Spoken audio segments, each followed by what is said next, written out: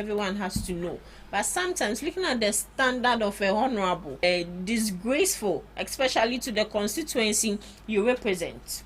So the training is very important. And as the majority leader said, it shouldn't only be limited to the parliamentarians, but it should go overboard. And I think it's a good thing. The training there, in fact, they should include all Ghanaians, so that when someone is an MP is making a mistake, we will know that this MP is making a mistake. Exactly. It's good. Yeah, but I want to ask a question. Before you get into parliament, is there a particular training that they give to you before you get in? Because someone like Baba Jamal, it's his first time being a parliamentarian, and like the man was tired. You should bear with him. Is he abreast with some of the things that happens in parliament before, like you get that? Should it be even a requirement before you stand to represent a particular constituency? I think before you even make up your mind, you should already have that interest. That is why sometimes when you go for an interview at parliament, they will not come and ask you about science. They will ask you about current issues, trending issues. Some jobs, though, maybe with the health sector, they will ask you questions on science. They will ask you questions pertaining the health ministry. So before you even reach the choir, you should already have the idea. So if I want to be a military personnel, I need to know the authorities there, what is going on day in and day out. It will surprise you that they'll even ask you a question based on 1990 something. You have to be abreast each and every day. Akwanya say Pasco no. Okocho be si anom the Pasco bro. Say solve the questions in it. So I think it's a huge requirement. If you don't know any of this, it's a major red flag. Yeah, I think I like for the fact that the majority leader said that it shouldn't be limited to just parliamentarians, but it should cut across. Because I think we were here when one of our sister stations, a journalist wanted to speak to the second deputy speaker pertaining a particular issue, and the deputy second speaker snubbed that journalist and said that you're not supposed to be talking to me. Yes. So assuming you wouldn't do that. Yeah. So right after that, I went to read on it, and it's not supposed to be so. You're not supposed to do that. You're supposed to make sure that you draw the person's attention, but not to be following the person with a microphone, seeing the rank the person has. Exactly. If it was an MP, it's normal. But the second deputy even MPs, the way you suffer before you even get their attention, it's not easy. Ms. Debbie, your take on this, please. Yes, so for me, it's good because, as we are all saying, as a member of parliament, there are certain things that has to be in your fingertips. Okay, you need to be abreast with all issues, and just like we are all saying, all these members of parliament that we see, they have a background of politics. That is why when you go to universities like Legon, they do political science. I did political science as part of my course in school. So you are being taught political science. You learn on politics. I even learned on how I think Ghana was named Ghana, and it was named by I think me in trouble because assistants I can't remember, but it wasn't named by. You can't remember, don't say I can't remember, but it wasn't named by Nkrumah. I was about to say J.A. Kufuor. It wasn't named by Nkrumah. It was named by I think the how will I remember? It wasn't named by Nkrumah, but even the person who named it was later killed. By forces being sent by Nkrumah, because at the end of it, they felt like he was rising up against the ruling of Nkrumah. So you see, all these things are things that you learn. You learn this because sometimes people learn communication. Journalism is all about communication. Kojo Nkrumah was once a journalist, but he is now a member of parliament. So we have all this thing. You learn a bit of that because you don't know where you will find yourself tomorrow. Okay, so all these things are being taught in school. But even before you become a member of parliament, all new members of parliament, they have something for them like orientation, where you are being oriented on the tasks of a member of parliament, the procedures you're supposed to follow as a member of parliament, your role as a member of parliament, the standing orders, you're supposed to know all these things. So I can't remember some time ago in parliament, they were discussing on an issue, and then I think someone someone stood up and said something, and then the majority was like, no.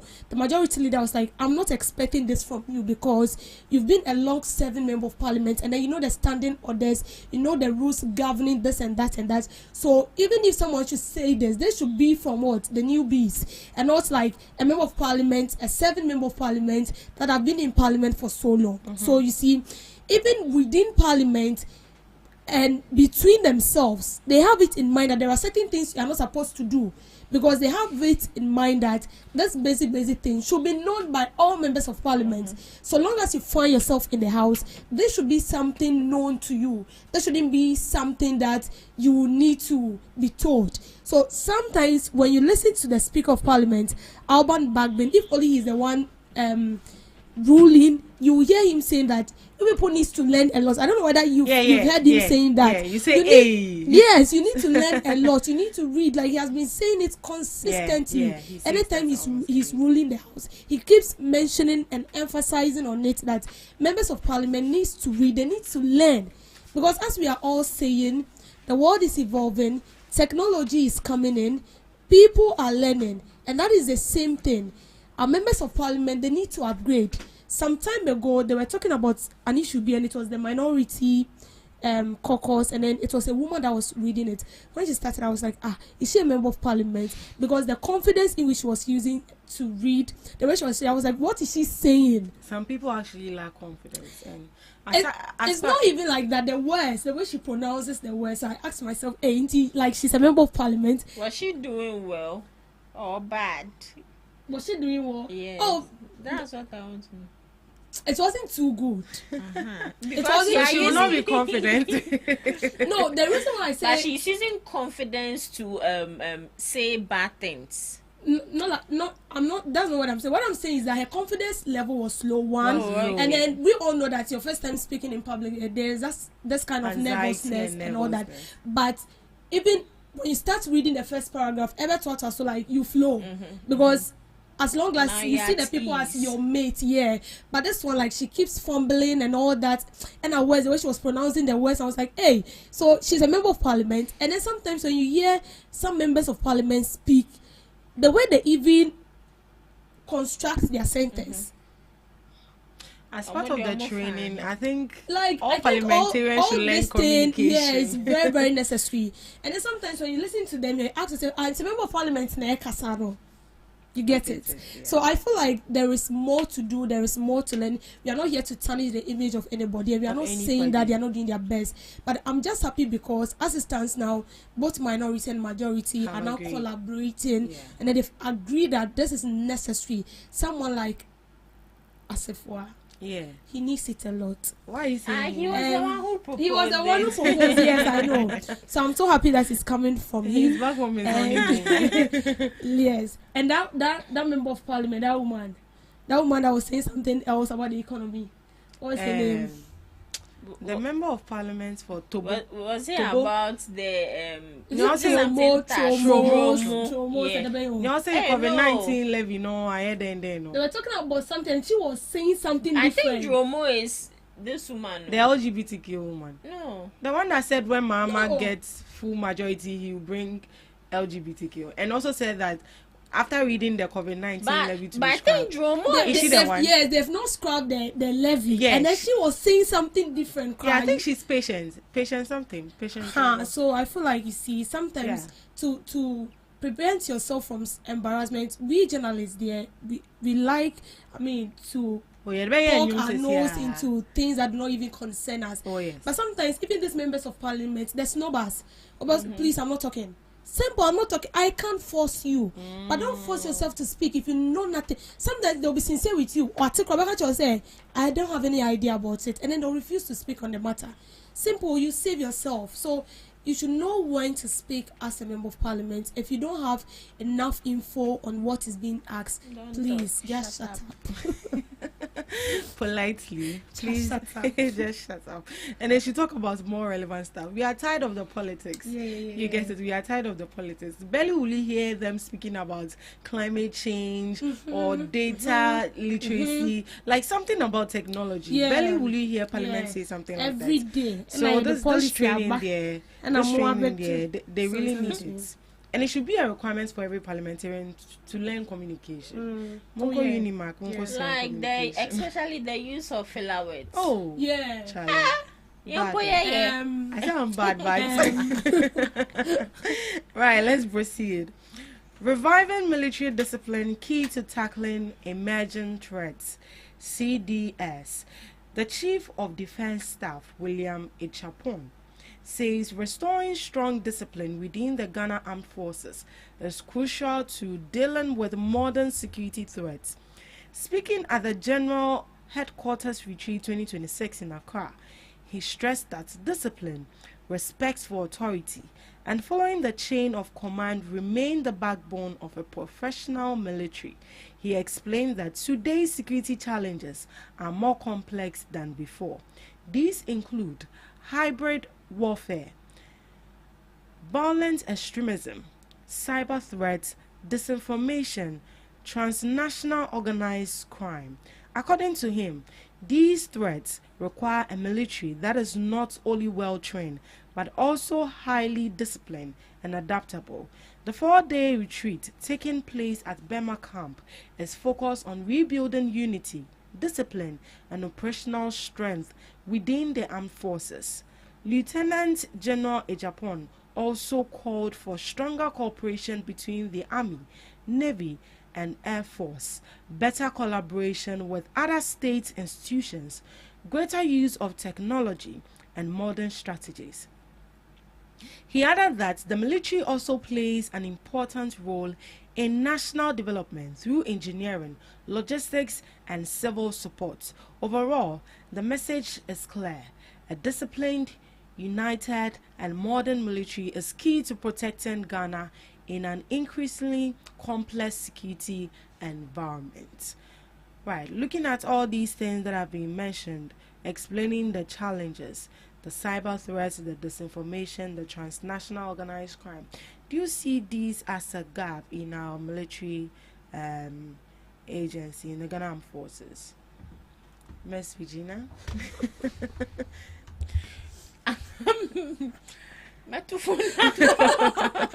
You said do. Are there actually gaps in the military armed forces? In the military, do we lack discipline? Okay, so first off, discipline. When it comes to the Ghana Armed Forces as an entity on its own, the first thing that should be their utmost priority is discipline. But looking at some of the trending videos on social media that has to do with our military personnel, I would and can boldly say they lack discipline, because they sway from their teachings. They swerve from their teachings. And one thing I know about military men, that you're kind of saying discipline.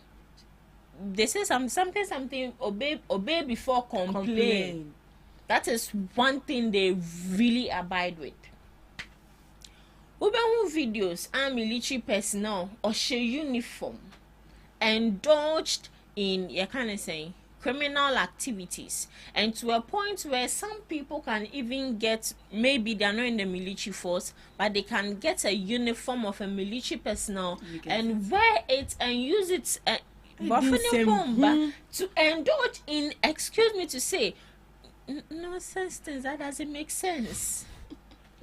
One thing is, even if you are wearing a camouflage military uniform, they can meet you on the way and tell you to take it off. Maybe it's right, but to we the citizens, it's not right.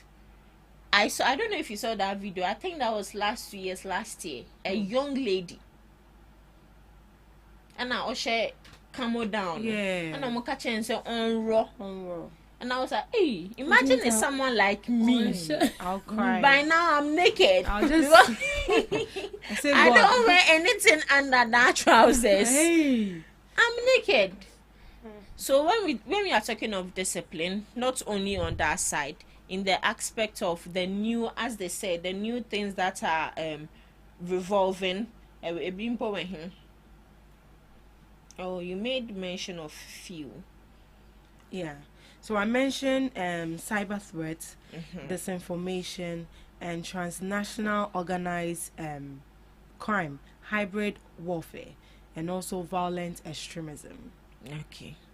Now, looking at the war, the people are fighting. Yeah. And imagine Ghana is fighting this war.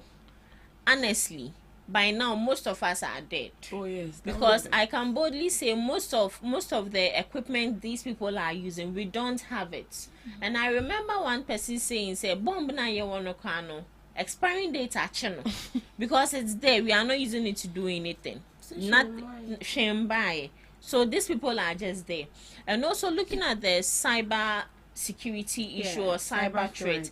Honestly, a lot of people are facing this. We have the cyber bullying, the cyber threat. Just a comment from one thing I like about TikTok is the moment you give a threatening message, they automatically take it off.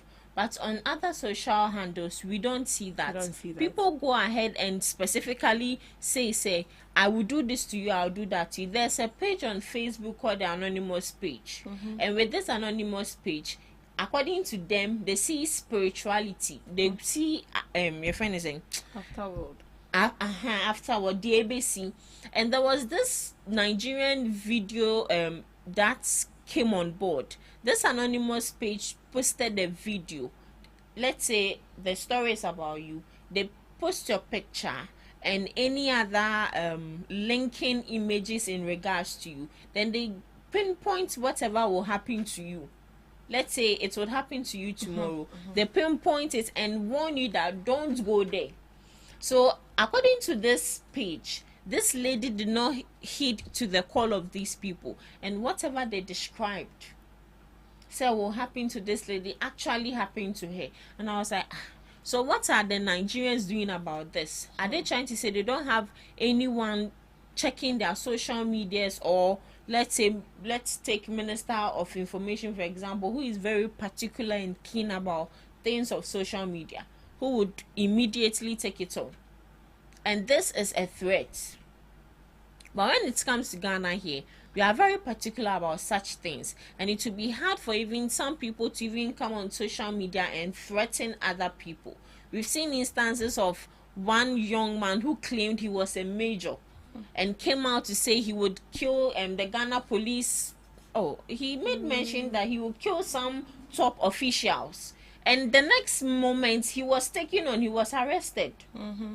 And that is a good thing. But sometimes they are lacking. Sometimes they are lacking. Please, I'm not let her continue. Okay, so I want to take it from this part on innovation. He urged officers to embrace technology, evolving operational strategies, and noting that adaptability will be key to addressing future threats. He also highlighted military's broader role in national development, including contributions to logistics, engineering, and civil military cooperation. It is only in Ghana that for the military we have this notion that they have to be at the Burma camp and are going training and all that. But when we take military as I see it as an institution on its own, it involves a lot. Most people don't go into war. They're in the military uniform, but they are so much abreast with technology. They are with the computer, studying on cyber security, how to track people, especially when we have this, we've been hinted that terrorists are moving into Ghana or they are in other countries coming in. We have military officers that are so much into all these things like this cyber crime, how to track these terrorists and all that. And so before the people even arrived in the country, the necessary measures are being put in place so that we can prevent such occurrences. But when you come here, I feel like our understanding of military is just for us to be in uniform, for us to be at the Burma camp and all that. But then I know that sometimes our military officers are being deployed out to help other people, other countries. We saw that of Lebanon, where Ghana military officers has been deployed to help in all that. But what we are saying is that our military need more training. We need to improve on their skills. And that will boil down to the leadership of the military, people who are in charge of the military, what are they doing? Now we are saying that indiscipline is the hallmark as it stands now in the military sector. So what are they doing? What measures are they putting in place? Is there any penalty for a military officer if he's being caught engaging in some deviant act that tarnishes the image of the military as a whole?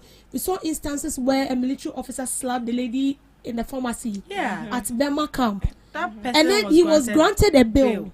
So what are you trying to communicate to we the people outside, or we the people viewing from the opposite side?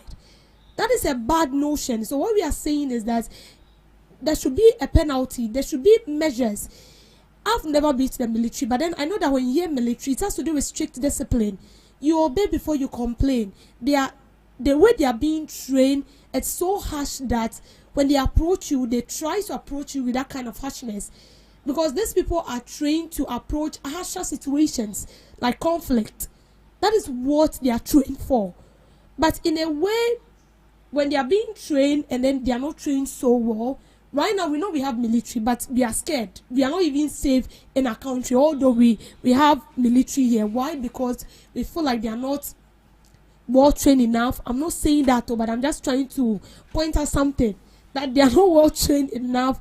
The equipment that are used in executing their tasks and all that, they don't have it.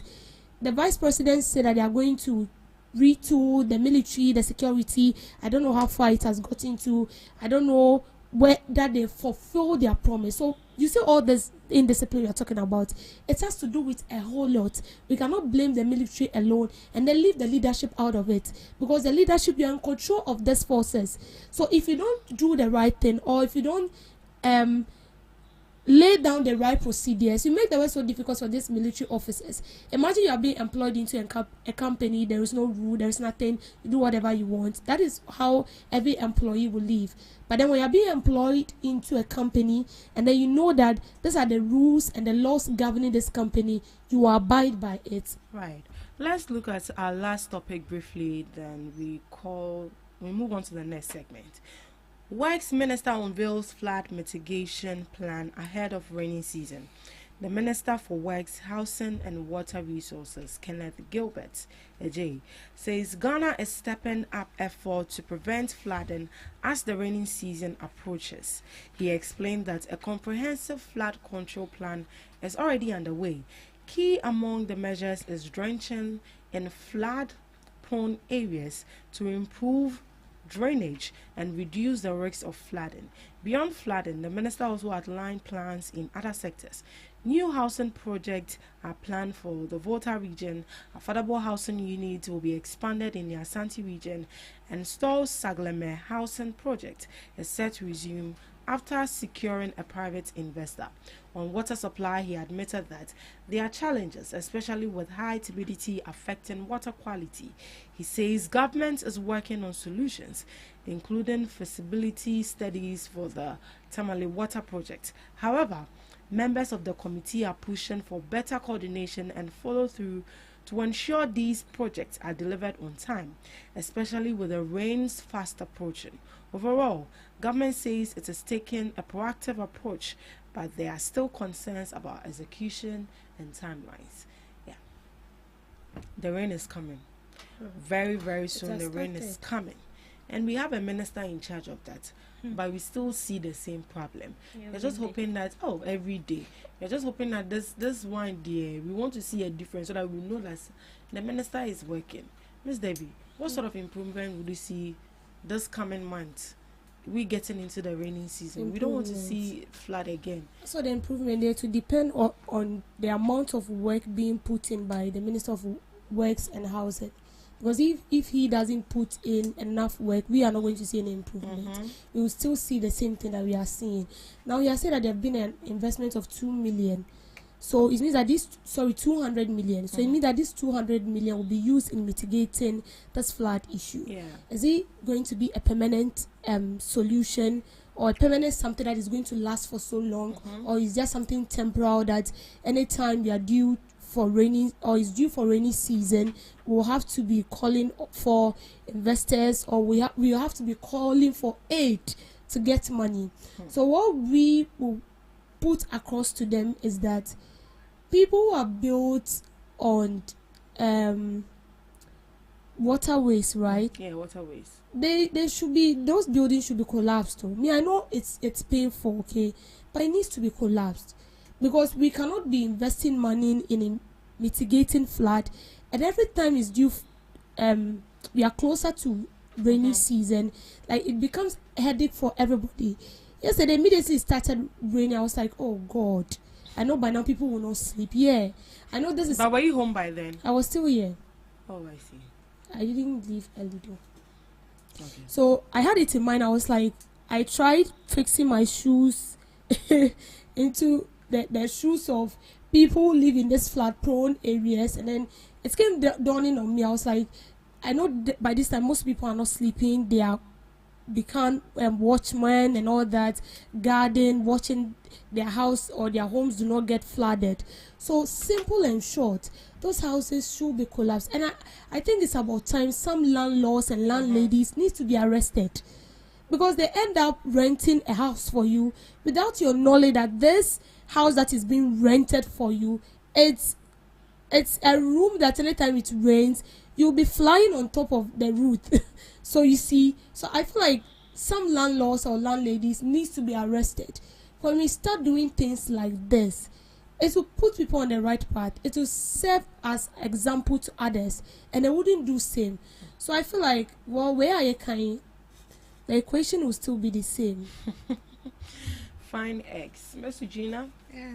Fine eggs.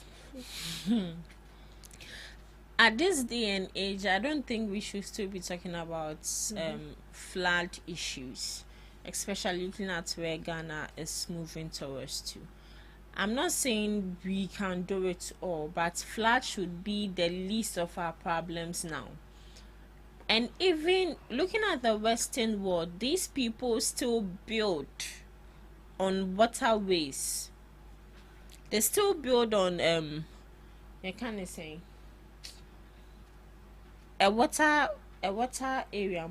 It has a waterlog. A waterlog area. They still build there and still navigate the water to a right path, where at the end of the day, when it rains heavily, the water or the rain can pass through safely without causing any damage. So I don't know why we are still on this flood issue. And even Nigeria, like I said, Nigerians have built on they are waterlogged areas. They, when you see, even when you watch Nigerian movies, you can see the structure in the water. And it's small water. It's not a stagnant water. It's a moving water, and very beautiful. So I always wonder, so what is the issue? Let's even use Nzulezu for example. What is so, excuse me to say, no disrespect, but what is so special about Nzulezu? Say, like normal, they are living normally. There's nothing like flood. How much more we living here in the urban areas, and we are complaining of flooding in day out. And I'll also say that aside the ministry or the right authorities coming now and coming in to help, we also have a duty to play, because one plastic rubber or one plastic bottle we leave causes a whole lot of damage. So in this coming months, we want to see something different with the issue of flood. Thank you so much for joining us on the news review. Up next, we have Today in History with Miss Regina Bless.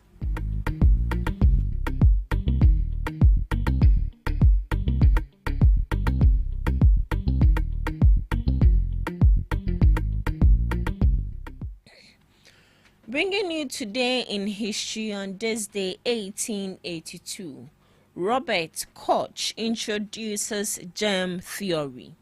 He gave a lecture at the Berlin Physiological Society where he introduced the basis of germ theory, announced that he had discovered the bacterium that caused tuberculosis, a disease responsible for 1 in 7 deaths across Europe and the US at the same time.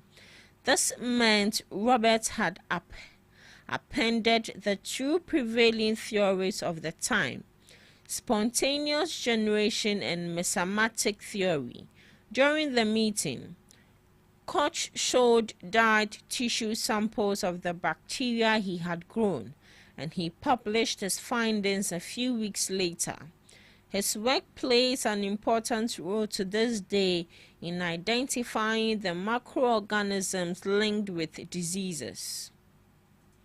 Moving on, Serbian politician Radovan Karadzic was found guilty of committing war crimes, including genocide, during the civil war that followed Bosnia and Herzegovina's split from Yugoslavia in 1992. He was sentenced to 40 years in prison. Soviets announced withdrawal from Iran.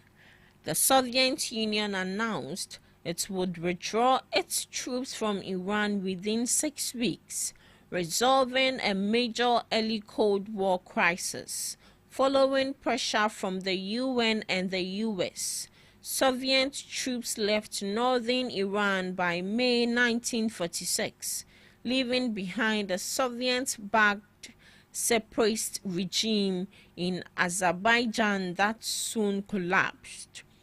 To some global observers, Commonwealth Covenant Day, to mark the signing of the 1975 Covenant that established the island as a U.S. Commonwealth.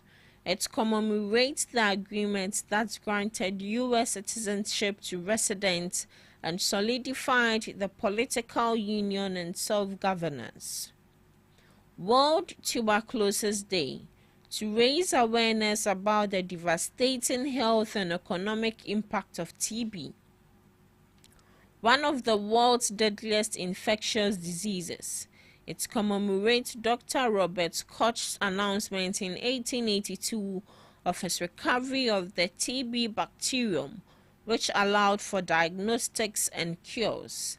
Lastly, International Day for the Right to the Truth concerning gross human rights violations and for the dignity of victims is celebrated to honor victims of serious human rights abuses, promote the right to truth and justice, and remember Archbishop Oscar Romero, who was assassinated on this day in 1918. And that's all for today on Today in History and some global observances live on GhanaTalks Breakfast Show. Thank you so much, Ms. Regina Bless, for Today in History and some observances of the day. Up next, we have Debbie's Grill. Welcome to Debbie's Grill, where we talk about issues that matter to the state, void of politics, fear of favor. Now this morning, I'm very, very sad, and I want us to discuss something very urgent. This is the third time I'm talking about this same issue. I spoke about it, I think, twice last year, and then this year I'm talking about it again. And that has to do with the faulty traffic lights at Odogono. Yesterday when I was going home, I saw an incident that broke me. An old man was knocked down by a vehicle. An old man, while crossing the road, was knocked down by a vehicle. No to wait and see whether the man is being hurt or not. No. And you could see the man in agony, wailing and shouting for help. And I can still picture his face, the way he was shouting for help, and how blood was oozing from his mouth. Yesterday it was very, very horrible. Very, very horrible. And this faulty traffic light is something that we kept talking about it every day. Last year, Odogono Senior High School, the students, they protested because a speedy vehicle knocked down their gate man, their security officer. Let me put it that way. The security officer of Odogono got knocked down by a speedy moving vehicle. And a man died. So they had to protest. And after they did the demonstration and all that, we were all thinking that something fruitful will come out of that. But we saw nothing. And then on this same space, I spoke about this issue twice. This is the third time I'm still talking about this faulty traffic light. And still nothing has been done. What I saw yesterday, really, I mean, it arose the anger in me. That's not what I wanted to speak about today. But I said I'm going to talk about it. Because that old man is old enough to be my father. And he was knocked down. And it looks as if he found himself so helpless. But thank be to God, I mean, we saw some couple of youths coming around to support him. What is preventing the government? What is preventing the Minister of Roads and Highway? What is preventing them from fixing this traffic light? What at all is preventing them?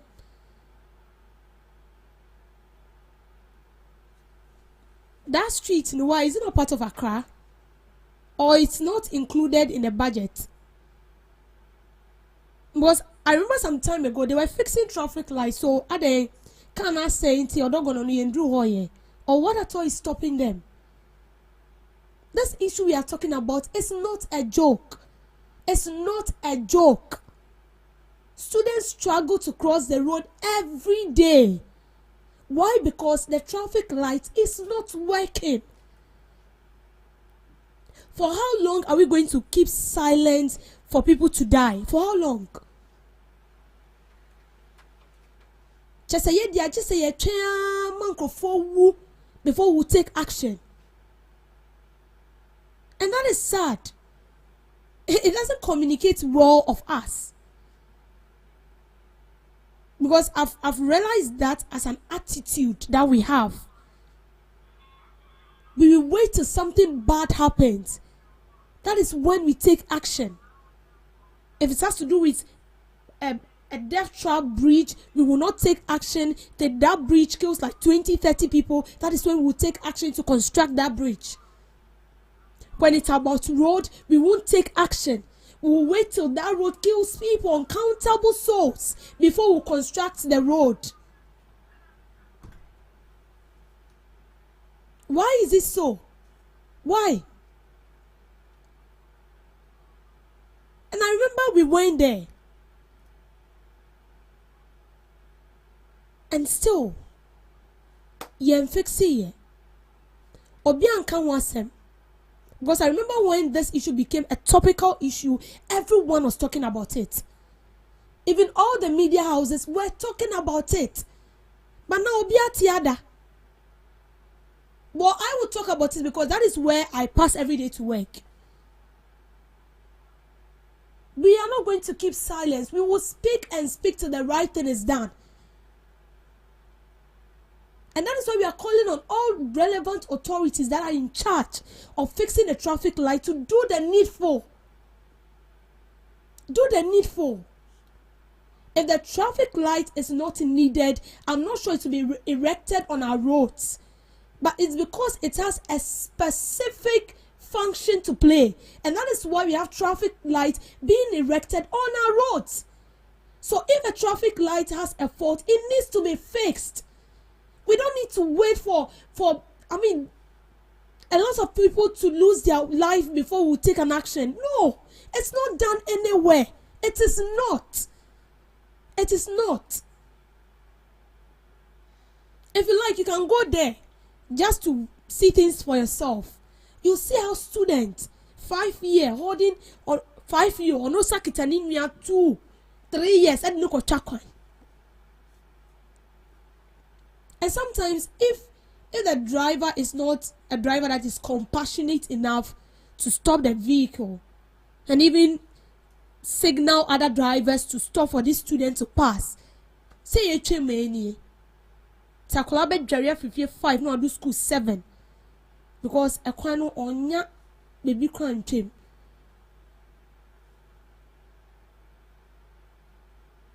this traffic light issue is not something we should joke about. Please, I wish I can even kneel down. Please, we are begging. What I saw yesterday, I wish you were there to see it yourself. It was bad. It was bad. Very, very bad. And this is something that has become normal.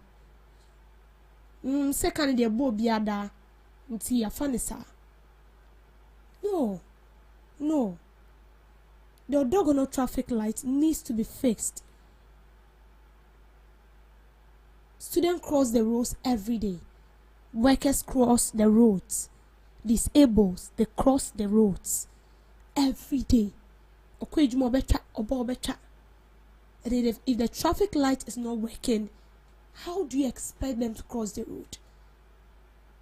And do you know my problem? My problem is that when we have faulty traffic light that there's supposed to be a security officer director on you, police also, you won't see anybody there.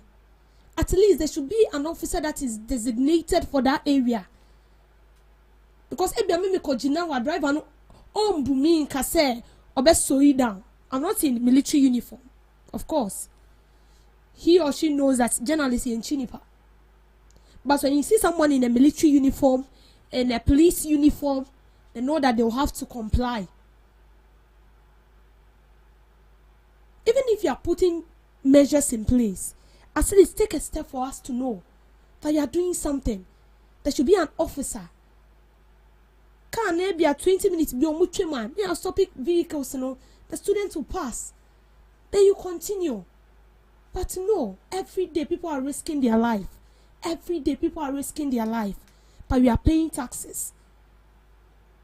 We are paying taxes. That is why I asked whether Odogon or Hono, area Hono, is it not part of Ghana or is it not part of Accra? Even if in case the traffic light cannot be repaired, they should fix a new one. Simple. They should fix a new one. Because if the traffic light is working and as a driver you don't comply, you will be arrested. But here lies the case. The traffic light is non-functional. And so they do whatever they like. They will knock someone down. They won't even wait because Oniska. And then the person will lie down helplessly. Please, we are pleading. We are pleading. The next time I'll come and sit here, I wouldn't be so gentle like what I'm doing today.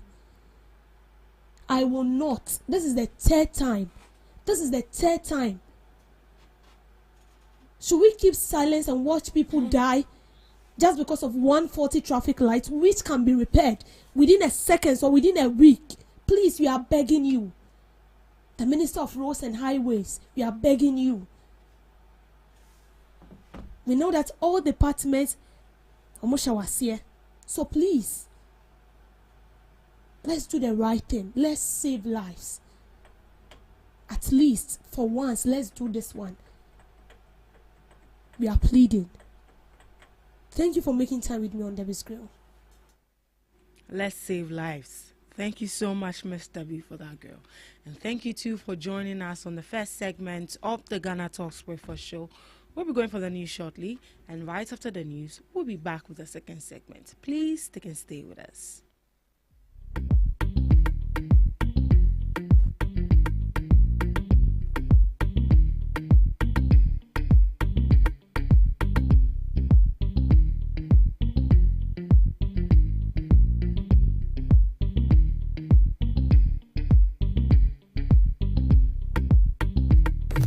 Are you ready to amplify your business or brand's reach and make a meaningful impact in Ghana and beyond?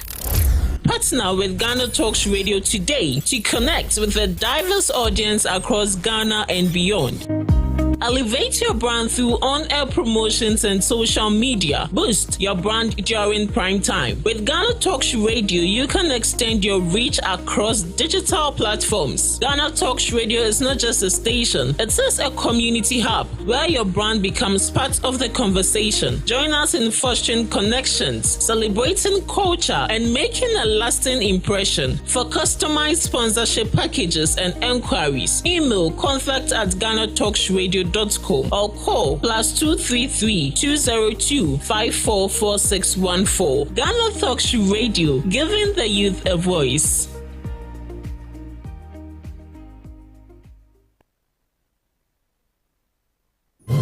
We bring you local news, business news, international, sports, and entertainment news right here on GTR.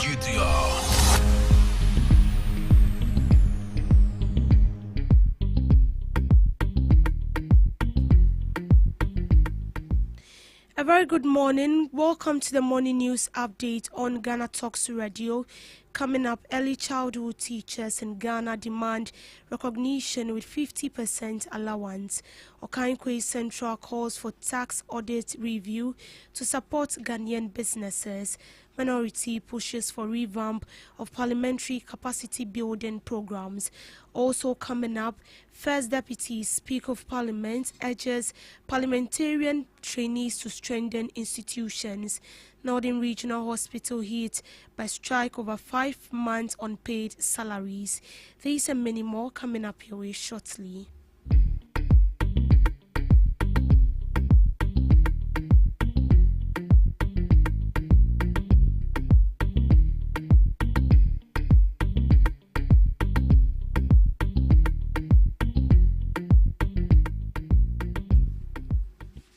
The Ghana National Association of Teachers Ladies Society is advocating for a 50% extra duty allowance for teachers handling early childhood students. According to the association, these teachers take on significant additional responsibilities beyond teaching. Speaking on the issue, the Ghana National Association of Teachers Ladies Society emphasized that these extra duties are often overlooked and undercompensated, leading to decreased motivation among teachers. The association believes the proposed allowance will serve as a much-needed recognition of critical role these teachers play in shaping future leaders. You know, when you come to our classroom, especially at the basic level, from KG to basic 6, it's mostly female. When you go to the KG, for instance, formerly they used to have caretakers at the classrooms in addition to the teachers who teach. But currently, all those in the classrooms are teachers who are teaching. So they act as facilitators, they clean up the children, they feed them and do also without any allowance. I plead with the government to give some allowance to the basic school teachers in the classroom to motivate them. Yeah, from the union's point of view, that is Ghana National Association of Teachers, from our leadership, they keep pushing. During our last conference held in January at UPSC, the then president, the current general secretary, they spoke on it. Since I'm speaking on it now, I should tell you it has not been implemented. So I'm pleading for its implementation. When we get the implementation, we'll stop talking about it. If I'm given the opportunity to state how much, I will call for 50% of their basic. Member of Parliament for Okankwe Central, Patrick Boama, is pushing for a review of Ghana tax audit system to make it more business-friendly. He believes regular audits can help detect errors, reduce penalties, and promote compliance among businesses. According to him, Ghana's current tax system has problematic provisions, including interest rates of up to 125% of the Bank of Ghana's monetary policy, monthly compounding of interest, and retrospective application of interest. This, he argues, can lead to liabilities that far exceed the principal tax owed, ultimately discouraging investment and business growth. he urged the Finance Ministry to review the interest and penalty regimes under Act 915 to ensure fairness, transparency, and sustainability in tax administration. Monthly compounding of interest and retrospective application of interest from the original due date of tax liability. But this is not very good. It's inimical to businesses. What I'm advocating for is that tax audits must not be used as a means of punishment. Rather, businesses must be encouraged to undertake proper reporting of their records of financial statement. Timeous audit must be done by the tax administrators so that if there are any errors detected, and even if there are interest or penalties, it will be minimal. This is what the South Africans do. The South Africans employ a behavior-based penalty system that distinguishes between inadvertent errors, negligence, and deliberate evasions. The countries like Kenya apply simple interest rates at modest, simple rates to prevent exponential debt growth. So what I'm asking the GRA through the Minister of Finance to do is to come up with some tax reforms that will help with businesses to grow, rather than waiting for tax audit after 2, 3, 4, 5 years and asking them to pay interest rates of 125%, compound interest of rates, monthly interest rate being compounded, and what have you. It's not helping the business community. And this is what I want the media to help the entire business community to advocate for serious reforms in the tax administration of this country. I've given you a copy of the letter that I wrote to the Minister of Finance. I want you to publish it. Let's have a bipartisan discussion on this matter. Because if the businesses survive, they survive to pay corporate taxes, payee taxes for their employees. It also opens the door for other investment to see that our tax administration system is very transparent and it helps with business promotion. That's the import of the letter that I wrote to the Minister of Finance that Eugene asked about. If there are any more.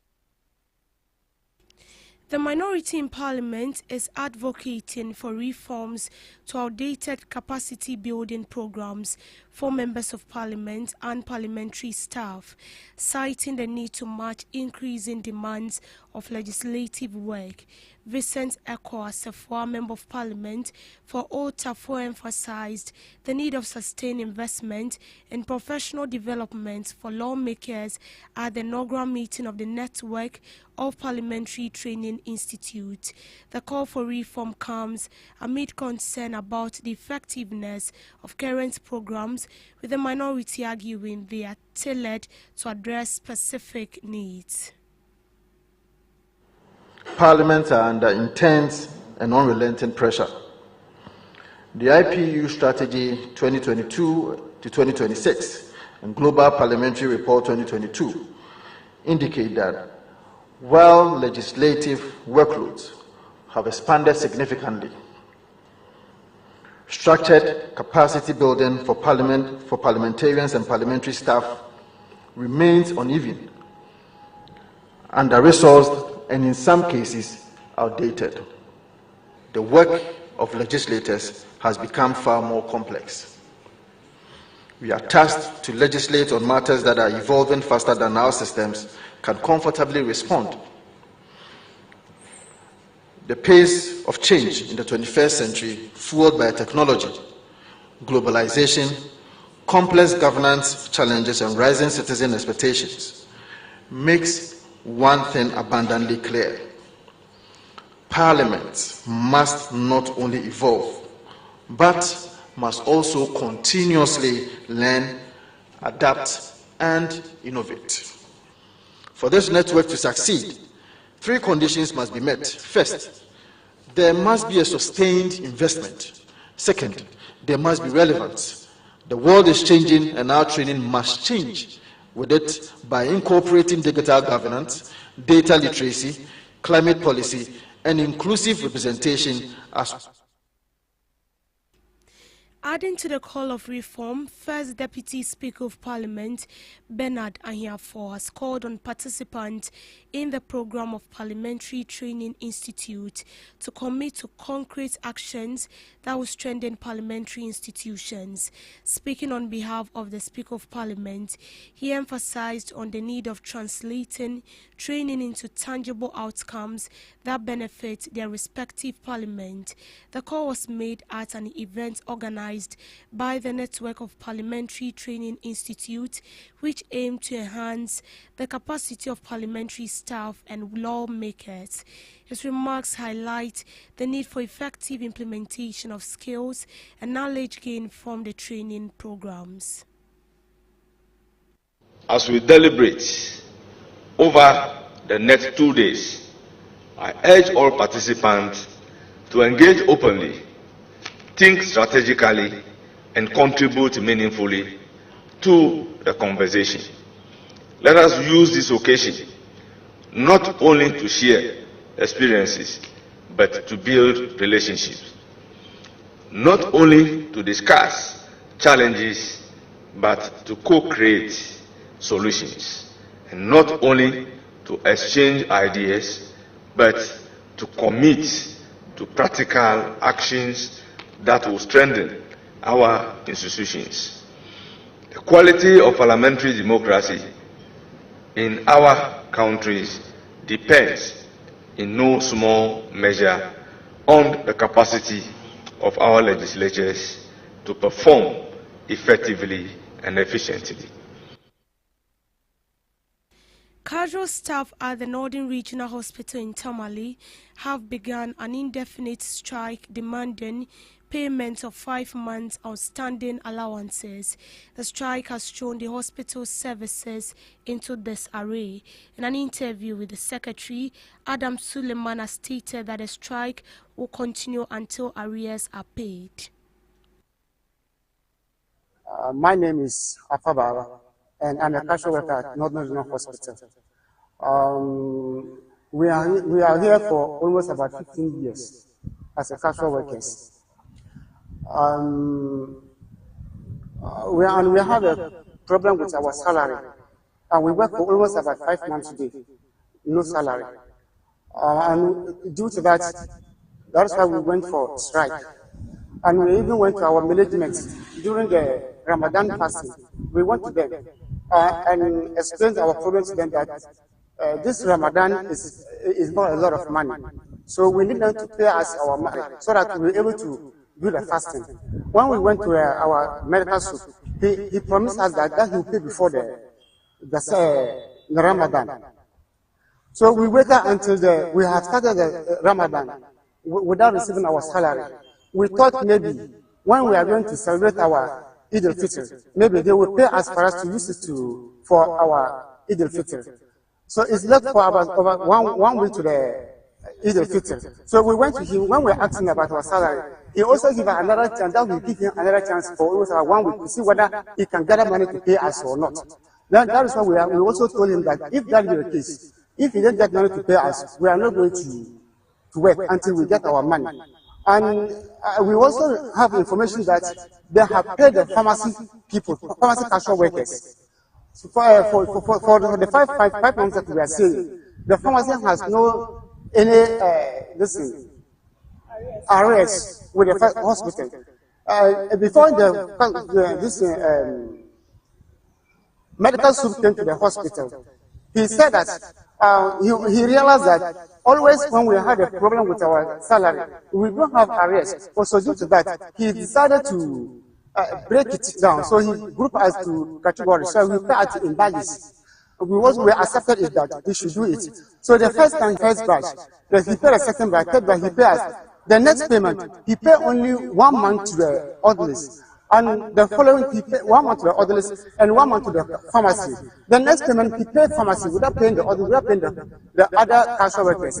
The third month he paid the pharmacy without paying the orderlies, not the other casual workers. And the fourth month he paid the pharmacy without paying the other casual workers. So that's why we also decided that I think that this is unfair to all the casual workers. That's why we also decided to seek on to embark on salary, embark on this strike. If he didn't pay us all our arrears, we are not coming back to work. So that is our problem. It is even that we want to meet the management strike. We will deliberate on one or two things. The only thing that we need is our salary. They should try as much as possible to get our salary for us. And besides that, we are also urging whoever is listening to us here should try as much as possible to see how best they can come to our aid, so that they will engage, they will mechanize us, so that all these problems maybe it will solve. So that is our problem. If we don't get our salary, we are not coming back. Meanwhile, the hospital is already facing a debt of 3,360.74 resulting from an overpayment by the National Health Insurance Authority in 2018. This financial burden has impacted healthcare delivery, putting the facility at risk of closure. In business, Ghana lost an estimated 1.47 billion to labor strikes in 2024, with an additional 635 million recorded in 2025. The Chief Executive Officer of the Fair Wages and Salaries Commission, Dr. George Smith Graham, has disclosed. Speaking at the meeting between President John Dramani Mahama and organized labor on Tuesday, March 17th, Dr. Graham warned that strike actions continue to impose a heavy financial burden on the state. He noted that 22 strike actions in 2024 accounted for 1.47 billion Ghana cedis loss, while 8 strikes in 2025 cost the country 635 million Ghana cedis. Dr. Graham pledged the Commission's support for government's plan to establish an independent emolument commission to manage public sector pay more effectively. He said the Fair Wages and Salary Commission would work closely with labor unions to ensure successful implementation of the new system aimed at improving fairness and worker satisfaction. Highlighting challenges within the current pay structure, he acknowledged that a single spine pay requires significant reforms due to persistent disparities. He said although the single spine pay policy initially corrected distortion in public sector salaries, the system has deteriorated over time. He also pointed to the role of Parliament and labor unions in contributing to the current disparities, citing decisions made outside the framework of the policy. The meeting with organized labor follows recent agitation by the Civil and Local Government Staff Association of Ghana over salary concern and conditions of services. The union suspended its strike action on March 17, 2026. To sports, the Ghana National Supporters Union has officially unveiled its sponsors and international partners for the ongoing Ghana is in the House campaign as preparations gather momentum towards the 2026 FIFA World Cup. The announcement was made on March 18th at the Gansu Office Complex, where key stakeholders, supporters, and partners converge for significant milestone event. Leading the list of newly unveiled sponsors are Fork in Nigeria and SGP Construction and Holding Limited, both expected to play vital roles in supporting Gansu's operations and activities ahead of the global showpiece. The sponsorship announcement marks a major boost for Ghana is in the House campaign, an initiative aimed at mobilizing Ghanaian supporters both locally and across the diaspora to rally behind the Black Stars during the tournament in the United States, Canada, and Mexico. As part of its ambitions plan, Gansu has reaffirmed its commitment to send over 400 passionate supporters to the World Cup, ensuring Ghana's presence is strongly felt and stands through coordinated chant, color, and cultural display. President of Gansu, Abraham Boache, expressed optimism about the newly secured partnership and their impact on the campaign. He further emphasized that the growing support reflects the belief in Gansu's vision and the collective determination to back national team on football's biggest stage. With the countdown to the tournament steadily ticking, Gansu continues to intensify its activities, rallying funds and building momentum to ensure Black Stars receive unwavering support throughout the 2026 FIFA World Cup.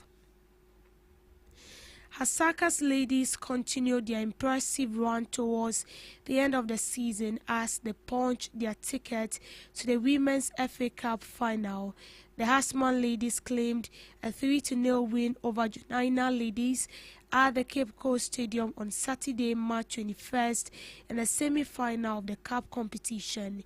It was the third meeting between two teams, with Jonaina getting better of Hasaka's in the previous two meetings. Milot Pokwa scored twice in the fixture, adding to a recent performance for the club. The Hasaka's ladies will now face Army ladies in the final of the FA Cup. In showbiz, Minister of Tourism, Culture and Creative Arts Ablajifa Gomashi has condemned alleged assault on renowned artist Ibrahim Mahama, describing it as deeply troubling and unacceptable. She has engaged the Minister of Interior, assuring the matter is being investigated. In a statement, Minister Gomashi expressed her sympathy and solidarity with President Ibrahim Mahama, emphasizing the need of protecting artists and cultural practitioners. The alleged assault, reportedly carried out by the police special operations, has sparked widespread condemnation while calling for accountability. On some global front, a new analysis shows greenhouse gas emission from the first 14 days of United States and Israeli military attacks on Iran have exceeded 5 million tons of carbon dioxide. This figure is higher than Iceland's total emissions in 2024 and is also equivalent to the pollution produced by about 1.1 million gas powered over a year and represent over 1.3 billion in climate-related damage, according to the analysis. Published by the Climate Community Institute, the study by United States, United Kingdom, and Ghana-based researchers Fred Otulabi finds that United States and Israeli attacks have already killed thousands, displaced millions, and cost the United States an estimated $16.5 billion US. Environmental harm from bombardment of oil refineries, desalination plants, and military facilities could double the next 10 days, the artists warn. They emphasize that greenhouse gas emissions from war are often overlooked despite being a major part of humanitarian and economic damage. The study follows methods previously used to calculate climate impact in Gaza and Ukraine.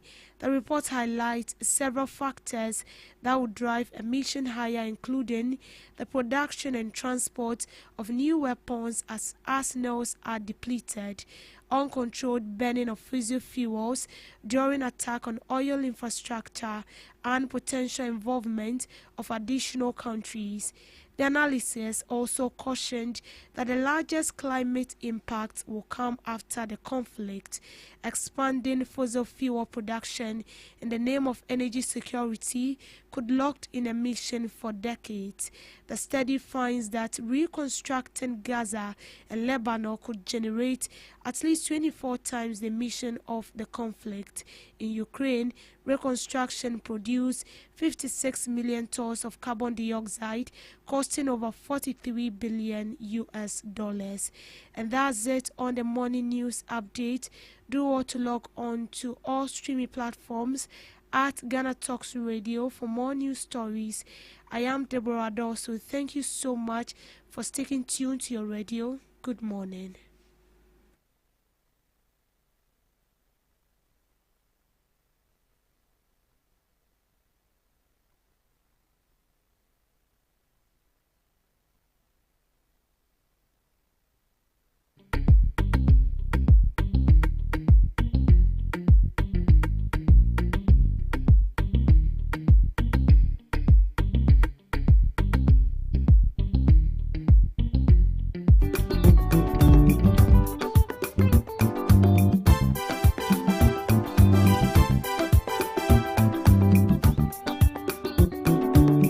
Ghana Talks Radio wo UK abrochimemu era from Ghana mu ha the sound system mechire spinning machine papa every amano ne aba begu oman Ghana mu ha enti se wo ye ayie wo ye engagement wo ye wedding wo ye birthday party political parties are mo ye rally se mo ye asori a mo ye crusade se wo bo carnival or any kind of event na wo pe spinning machine papa e bo sound no mu de dia ene me kanfo GTR sounds de emawo ya wa live band nso a woto nsa de frɛn ya yebetimi ababeboa ama wodwumedi a wodie nso atimi aye kama pa ya wo enkan poponi mantamo anya aponchi hotel ɛhɔ pepepe ɛna yebutuo odi ane sɛ wo bɛfrɛ empanifo ɛwɔ 0546960510 GTR sounds emu wode angaza.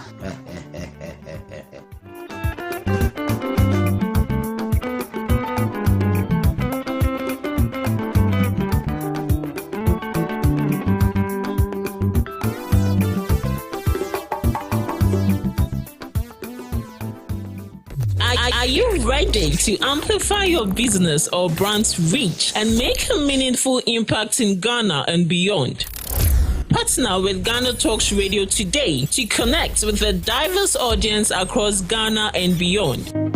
Elevate your brand through on-air promotions and social media. Boost your brand during prime time. With Ghana Talks Radio, you can extend your reach across digital platforms. Ghana Talks Radio is not just a station, it is a community hub where your brand becomes part of the conversation. Join us in fostering connections, celebrating culture, and making a lasting impression. For customized sponsorship packages and enquiries, email contact@GhanaTalksRadio.com or call +233 202 544614. Ghana Talks Radio, giving the youth a voice.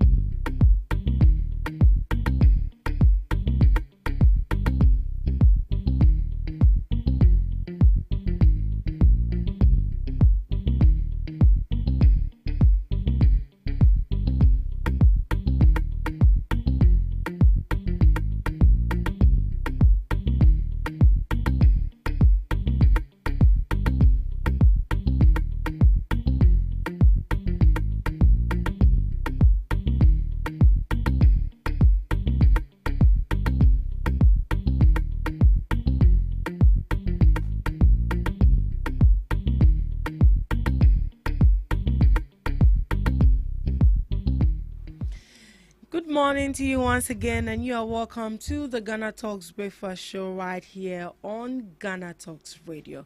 You are streaming live on Facebook at Ghana Talks Radio, on YouTube at Ghana Talks Radio, and also on X at Ghana Talks Radio. Yes, I believe you're all doing well.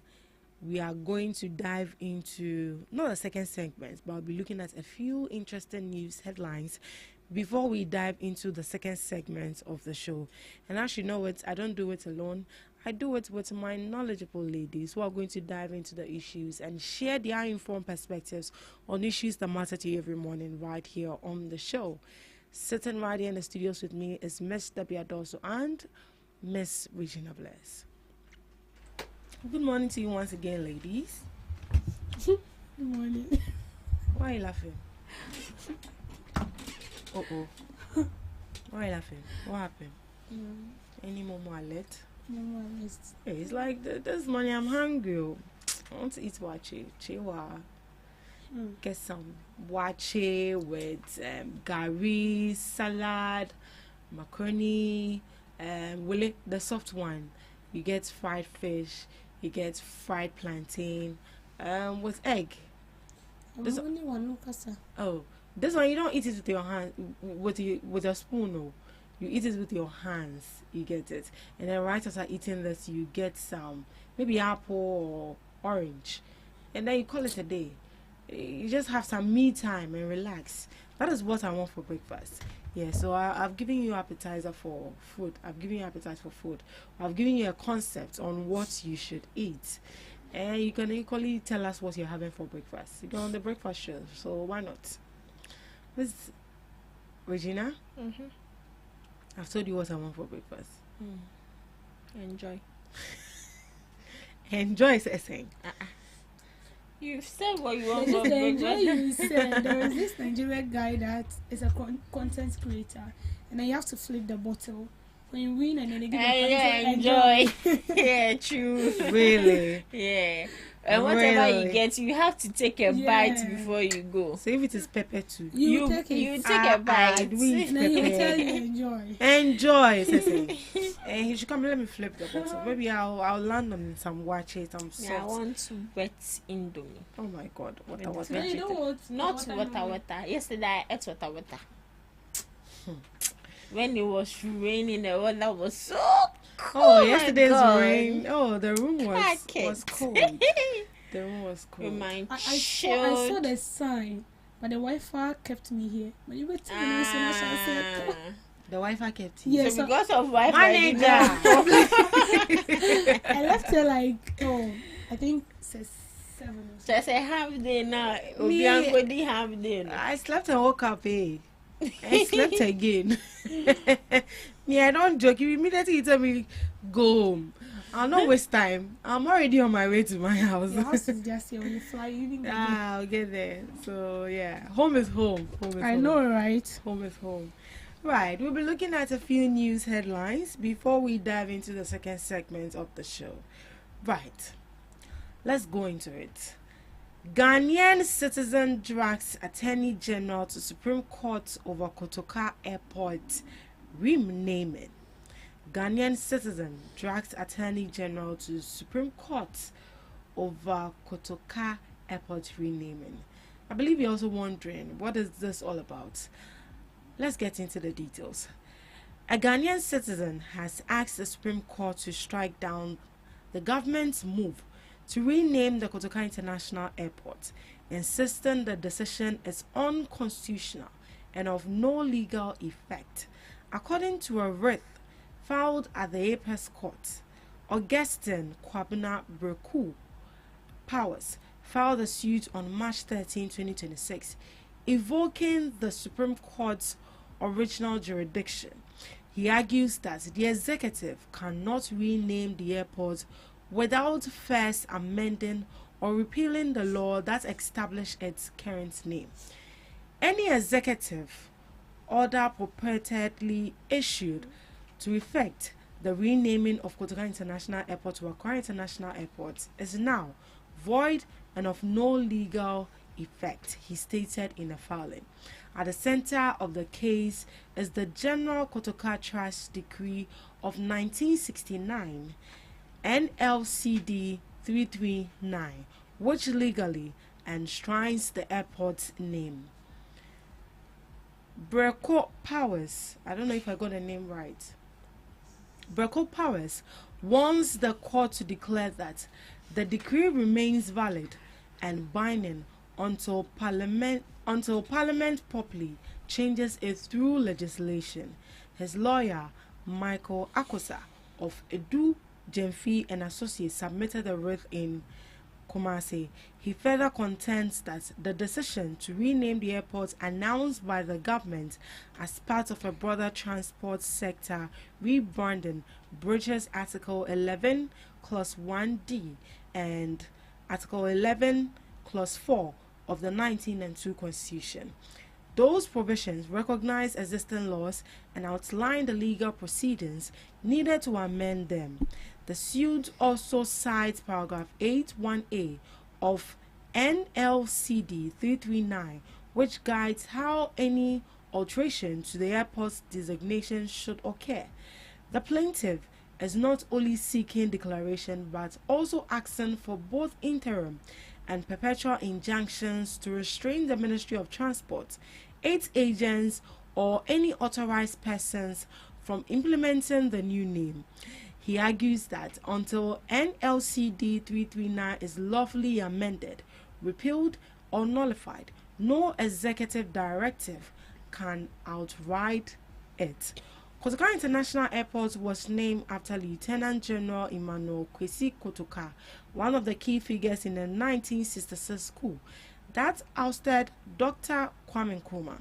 He was killed a year later during a counter-coup attempt, and the airport was subsequently named in his honor. The proposed renaming has sparked public debate, with some questioning the necessity and others pointing to historical significance of the existing name. Mr. Augustin says he filed the matter in both personal and public interest, emphasizing the need to protect the 1992 Constitution as Ghana's supreme law. The suit was filed under Rule 45+1 of the Supreme Court Rules 1996, and the Attorney General has 14 days from the date of service to respond. Now, the name that has been changed already that they've done, they've put the signage there, no? And you are now going to say that word. So he says that they have to go through some sort of legal proceedings before they can do that. But as it stands now, he's dragging the Attorney General to the Supreme Court over a rename of Kotoka International Airport. Mezebi, what's your thought on this particular issue? Why do I feel as if he was paid to do that? He was paid? Yes. That's how you see it? That is how I see it. That he was paid to because you drag in this the Attorney country General. where this whole thing started. Yeah. And then we were speaking about it to the extent, I think we went, was it you and I? Yeah, it was you and I. We went out to report and asking the views of people. And I think they've done the needful. So why then will you raise the issue again? When I saw, when he started, I was like, I said, they say I can't view. So why should it pop up again? Well, there is no harm in trying. He should go and try it in court and see whether it will work out for him. But I see no reason why we should be dragging this whole issue. The thing is simple. The person that was named, or the institution was named after someone, and the person whose name placed, does it even make sense? So Kotoka International Airport, or the airport, was named after Kotoka, and the Kotoka's history is not something that is worthy enough. It's not something that can be preached to posterity or generations to come. That is what we are trying to prevent. And then we are saying that day in, day out, we have a lot of visitors trooping in and out of Ghana. There are instances where most of these people come in here so inquisitive. They want to know the name Kotoka. What is the meaning of Kotoka? Why will you name an airport Kotoka? And then you go to say that, oh, he was this, he was that. What happened? He overthrew the first president. Hey, no, how will it sound in the ears of a stranger? Someone who overthrew, or let's say they took an act and then he played like 90% of the role in overthrowing Osadifo Dr. Kwame Nkrumah. And then you came back to name a whole airport with the person's name. So what are you trying to say? What are you telling the stranger? It means that Ghana as a country, we love such incidents. We love things like that. And so if someone even goes, God forbid, it will never happen. But if somebody goes to kill maybe the president, and then we go naming a whole institution after that person, does it make sense? No. So this is what we are preventing. That is so simple and short. We said was Accra and then airport, right? International Airport. Accra International Airport. As simple as that. Accra is the capital of Ghana. So Accra, although Accra in which we are belongs to the Ghana, but you say Accra, Accra. That is it. If we want to say the meaning of Accra, Accra is the capital town of Ghana. Accra is not the name of any human. So as simple as that. And so long as Accra is situated, the airport is situated in Accra, there is nothing wrong with we naming it. If he is proposing this, then what name should we name it? Should we name it after him? That is what I want to know. But the one thing I also encourage him is that he shouldn't give up. He should continue. Well, he's not, reading from the article and how I understand it, he's not against the name being changed. It's as if he's proposing something. So like he's against the process they went through to change the name. So he argues that the executive cannot rename the airport without first amending or repealing the law that established its current name. At the center of the case is the General Kotoka Trust Decree of 1969, which legally constrains the airport's name. So he wants the courts to declare that the decree remains valid and binding until Parliament properly changes it through legislation. It's still the same thing. It's still the same thing.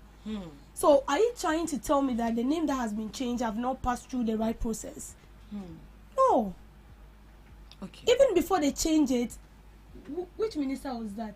This is the transport minister. He came on, yes, and then yes. Yeah. He spoke about it. So sister. Yeah, so it's still the same thing. If I vividly remember what the transport minister said, the process that they used previously to name the airports, that was the same process they used. At that time, they didn't go through Parliament to go and judge on it to reach a particular agreement. They use an executive decree, and that is exactly what they did. So I don't know what Mr. Bracco Powers is asking for. But let's see the new developments. I see no reason. There are issues that do not need to pass through long process. This is something that we can talk about. And the necessary procedure that they need to take, they've already taken that. So what next? Or what's wrong with that same procedure? If he is saying after all, he has also backed his claims with enough his points with, shall I say, enough evidence but what he's trying to say. He's backed it. So we wouldn't sit here and then rubbish the opinion of someone. That is why I'm saying that I will not discourage him. He should continue. But see, we all know it's just an opinion. Right. So let me see what other news portal also have to say about this particular. A Ghanaian lawyer, Austin Kwabena, has provided a basis for which he has filed a suit at the Supreme Court challenging the government's decision to rename Kotoka International Airport to Accra International Airport. He contends that the renaming exercise is unlawful and unconstitutional, arguing that the airport's current name is protected under existing law and cannot be altered without proper legislative intervention. According to court documents, Mr. Austin is seeking a declaration that the General Kotoka Trust Decree 1969 remains a valid and binding law under Article 11(1)(d) and 14 Clause 4 of the 1902 Constitution, unless it is formally amended or repealed. He further argues that the purported renaming of the airport without first amending or repealing NLCD 339 is inconsistent with the Constitution and violates both Article 11 and Paragraph 81A of the decree. The suit also challenges any executive action taken to effect the name change, with the plaintiff seeking a declaration that such an order is null and void and of no legal effect in absence of legislative backing. Mr. Austin is additionally asking the Apex Court to announce the decision to revert the airport's name, describing it as a direct contravention of constitutional provisions governing existing laws in Ghana as part of the interim measures. The plaintiff is seeking an injunction restraining the government, particularly the Ministry of Transport, from implementing or enforcing the renaming pending the final determination of the case. He is also requesting a perpetual injunction to prevent any future attempt to enforce the renaming unless the relevant law, NLCD 339, is duly amended, repealed, or declared invalid through proper legal processes. The plaintiff further praised that the court grants any additional or consequential orders to it may deem fit to uphold the rule of law and protect the integrity of Ghana's legal framework. The court raises significant constitutional questions about the status of existing laws under Article 11 and the limit of executive authorities to alter matters governed by statutes. Legal analysts say the outcome of the case could set an important precedent on whether the executive can unilaterally rename state institutions without parliamentary approval. The government is yet to file its response to the suit, as the Supreme Court is expected to fix a date for hearing in the coming days. What are you reading? So as part of reading this as well, is very necessary. As part of reading this as well, Mr. Austin is also asking that the name should be changed back to Kotoka International Airport. You see what I was saying? And then when the legal process is done, then they can go and change it. You see what I was saying? Are you serious? You are trying to tell me that he's just focusing on the procedure. Yeah, so after reading this, after reading this, so you now get my point. Yeah. Thank you. Right, Miss Regina. Well, what are you expecting the outcome? What's your expectation for this case? Oh, I don't have any expectations. So it's now Accra International Airport, and they've changed the name. They've changed it back to Kotoka. No, they've changed it to Accra International Airport. So I don't know if why. If you go there, Senate is there. Accra International. Why didn't he initially come out to bring his statement, or say his petition, or say his whatever, after renaming? You are now actually, that was last year. Oh, that airport issue was last this year. No. It's just this year. It was changed this year. They started last year, but it was changed this year. Okay. Yeah, so it was after it was renamed, before he found out that the process that people went through is not. It's just like two people in love. And the man did not take the feelings of the woman serious. Now the woman is married to another person. He said, "Now I'm back. You're back like that. I'm back. I want you." Okay, let's put it like this: like a man and a woman in a relationship, and you not ask the lady to be your girlfriend. People are dating, like and it's assumed that you are friends. It's assumed that you are girlfriend and boyfriend. But you should not open your mouth to say, "Be my girlfriend." Okay. And the guy has gone to ask another lady to be their girlfriend, and now you come back and be like, "But you are my boyfriend." Did I tell you that?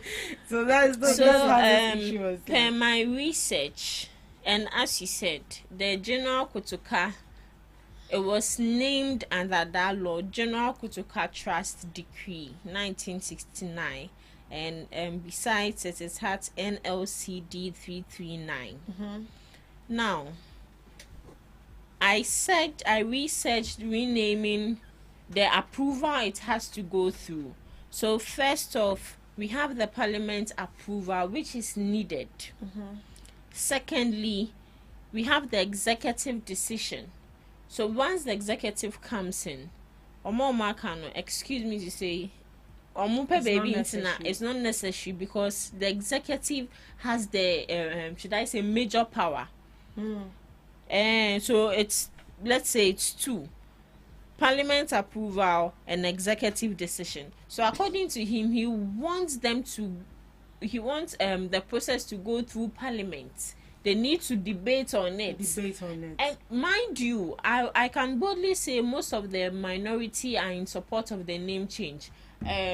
This man, is it the lawyer Kojo Opon Nkrumah? Yes, he said that he's very happy with the name change, because mind you, this is not an issue where we need to politicize it. So for a minority member to come out to say that he's in support of it, I think case closed.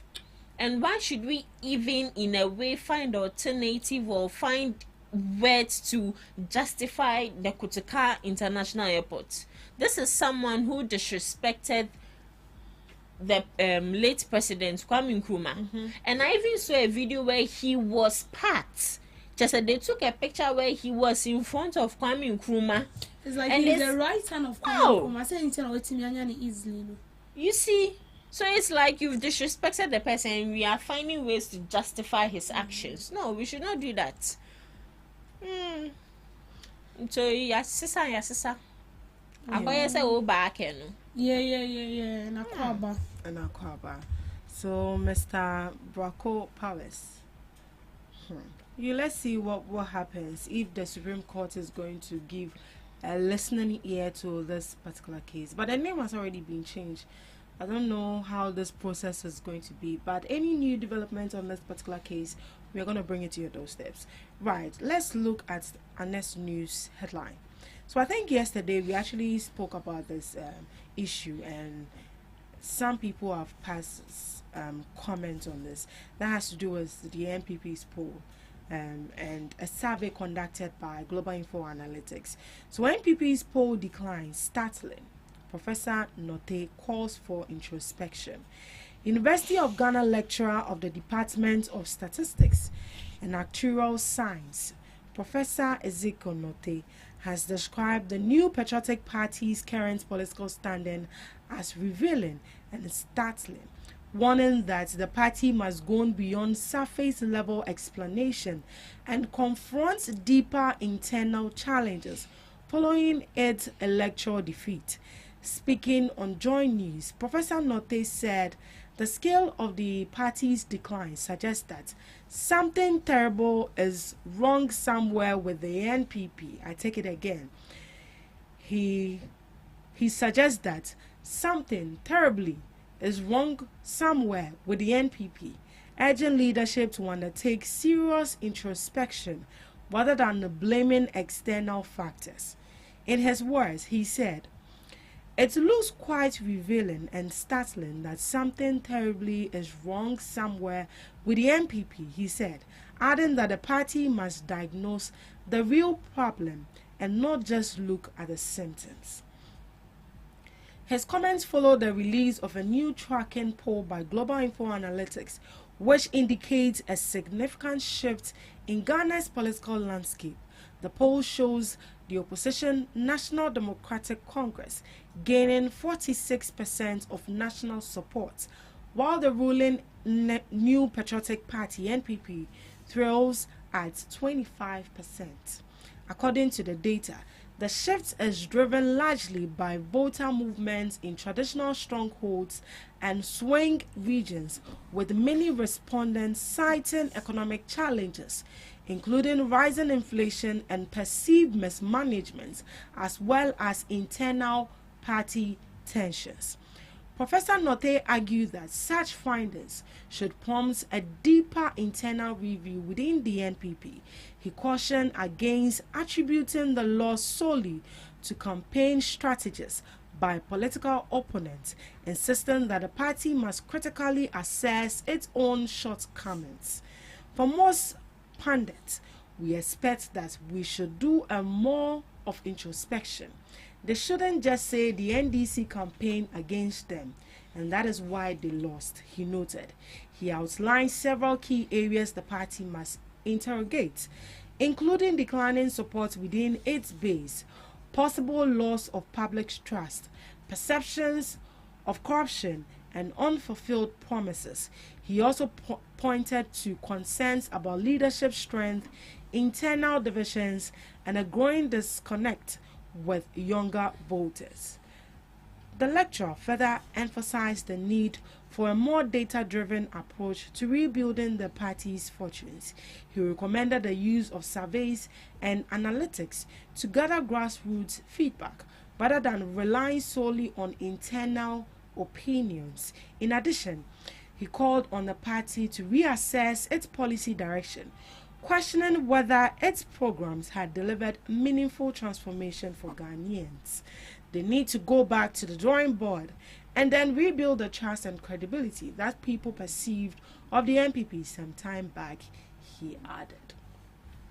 So as part of our news review yesterday, we looked at this, and some voters are not happy, and this survey was actually conducted in strong NPP base and strong NDC base as well, and it actually looks like the support for the NPP has drastically declined to 25%, whereas the NDC have also gone up, increased to 46%. And the reason for the decline is said that unfulfilled promises, internal party conflict and division, and also mismanagement of the economy. These were some of the issues that were outlined. And the lecturer has proposed that deal with the issue, deal with the source of the issue, but not the symptoms. As like when you're malaria now, offer para, instead of you to take malaria drug, to uproot it. That alone is not enough. What do you have to say, Miss Debbie? So the MPP needs to go back to the drawing board and solve their issues internally rather than focusing on external factors. This is because since their defeat in 2024, the MPP are found of blaming people for their own mistakes, committed. They keep on blaming the opposition party for being the cause of their defeat and all that. They are refusing to accept the fact that there were 1, 2, 3, 4 things that they were not able to do as a party, and that caused their downfall massively in the 2024 election. So this is the time where the MPP needs to go back to the drawing table, sit down, list what didn't we do right? Why are the people giving us such an attitude? Why didn't they vote for us? Then you list them down. How can we improve? Then you list them down. After you've list all this down, then you think about how you are going to put those things that you've listed into action. It's not only about listing them down or maybe crafting them in your mind, but you need to put them into action. So we talk about internal issue. Even before the MPP were defeated in 2024, there was division in the party. We saw instances where there are groups within the group, groups within the party. There was no unity, there was no togetherness, and sometimes it was obvious. You will see the MPP organizing a forum, and then, like I'm greeting you and SNM, I go to Regina's place and I'm like, then I'll come and shake you. You didn't see that video? I'm like, then I went to sit down. It's sending things across because it's being taken. It's a coverage. We saw instances where they said they hosted a conference, and then they said that no one then aspiring candidate will not be allowed into the perimeter. We saw instances where Baumia was allowed into the perimeter. All these things are things that causes chaos within the party. And then when you're telling the people that you love Baumia more than the rest of the candidates, that is favoritism. You're trying to be biased. That is wrong. We saw instances where even the grassroots themselves were complaining that they don't listen to them. And can you ask Cynthia, you want to pick a flag bearer? Why didn't you start from the bottom? They have their own reasons. They have it. And all these are there are things I see, they might not tell you, but within the party, a lot of people are angry. But because they don't have the upper hand and the power, so they just have to keep quiet and follow the directions of the party. So these are things that needs to be settled. You and I can attest to the fact that you don't get to see that again. But that doesn't mean say things are no longer going there. But they need to solve issues. They need to go back and solve it. You promised, you brought a lot of policies. You were not able to fulfill them. After you left power, there be instances where your government has been buttressed with corruption.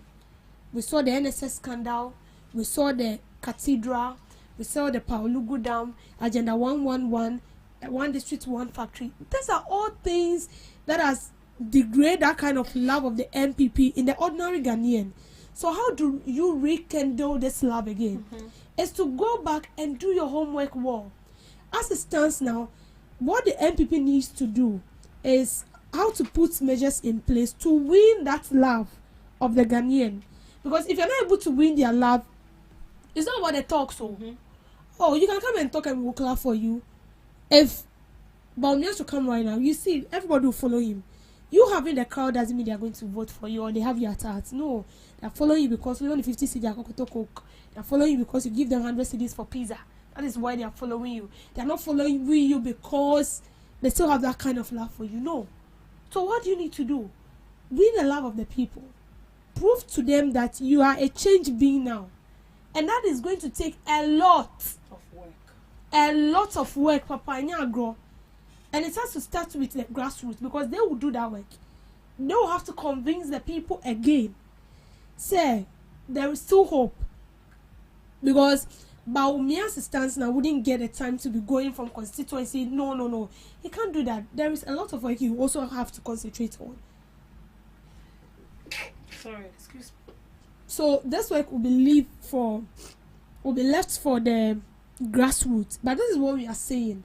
The NPP will need to go back, point out their mistakes, how they are going to improve on it, and how best they can win the hearts of the people. And they should even ensure that even the little people they have, that still have hope in them. They should just pray to God that Sankofa, Kumana, Kano, they also not lose their trust in the NPP. Because if they do, that will be a disaster in 2028. In 2028. Miss Regina. Yeah. It's like you've cheated on me. They want me to still stay with you. God damn it. You are cheated on me. No, like in the instance of the NPP, like we've seen that looking at all the revelation and the investigation and everything that is coming to light, we find out that this is what you've done, and you still want me to follow your footsteps. Oh, some people would still follow blindly. Why? Loyalty or what? Oh yeah, loyalty. Through thick and thin. I be on that day in good health, in sickness, blah blah blah. So when it comes to the NPP, I would say it's not surprising because looking at what we've heard, as you said, it's just like you seeing that someone is cheating on you and you are still following that person blindly, or you still want to be with that person. And as he's saying, it needs introspection, and it shouldn't just be a matter of, oh, since it's a poll, let's just leave it as such. But mind you, when there's an issue, you don't just leave the issue just like that. You need to do your investigations. What brought about this? What didn't we do right? What should we do the next time? What is the right step we need to take? That is what the MPP, they are supposed to do. And I would say, I don't want to say we are beginning to lose trust in them, or we are beginning to lose hope in the NPP. Because I remember they brought Mirefi something dialogue, the NPP conference dialogue. Yes. No, to foster unity. Exactly. And according to them, it was to foster unity. But on that day, they did not even preach unity themselves. And I think it was very bad. So for them, they need to do the investigation very well. Really talk about the issue. They need to start from the grassroots. What the issue is. When you, as you said, if you are suffering from malaria, you don't go and take paracetamol. You go to the hospital, they conduct a test on you, take your blood, do all the necessary testing, and at the end of the day, a malaria drug will be administered to you. You don't do self-medication yourself. So they need to go back to the drawing board and really look at themselves very well. Right. Well said. And they said they need So the lecturer emphasized that the need for a more data-driven approach is rebuilding the party's fortune. He also recommended the use of surveys and analytics to gather grassroots feedback. I think Ms. Regina has mentioned that rather than relying solely on internal opinions, and some people are oldies over there, but they may not have the solution to everything. You have to go to the grassroots. They are the ones on the ground. They are the ones voting for you. So you have to go and gather feedbacks, listen to the people. And then there's something that I learned in school where my lecturer said that it was John Evans Satamos that brought that, the door-to-door campaign. Door-to-door. Go and speak to this grassroots. Listen to them. What is your problem? What are your issues? What can we improve better in the party? Is it that we've neglected you? Is it that we are not listening to you or whatsoever? I think at this juncture, that is what the NPP actually needs. And that is what the lecturer has also recommended. And to you in the comment section as well, are you happy with how the NPP is rolling? What would you recommend for them to get back on their feet? They are saying that they have to go back to the drawing board, rebuild their trust and credibility, and so that people that perceive them to be the mismanagement of the economy will clear that perception. Right. So at this juncture, we are going to zoom into the second segment of the GhanaTalks Breakfast Show. But before that, we are going to go for a quick break, and we will be back with our guests seated. Thank you.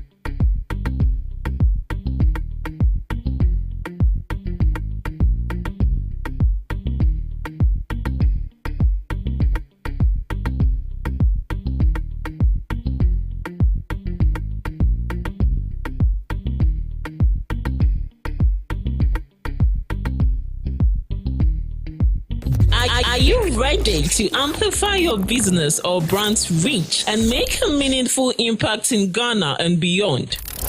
Partner with GhanaTalks Radio today to connect with a diverse audience across Ghana and beyond.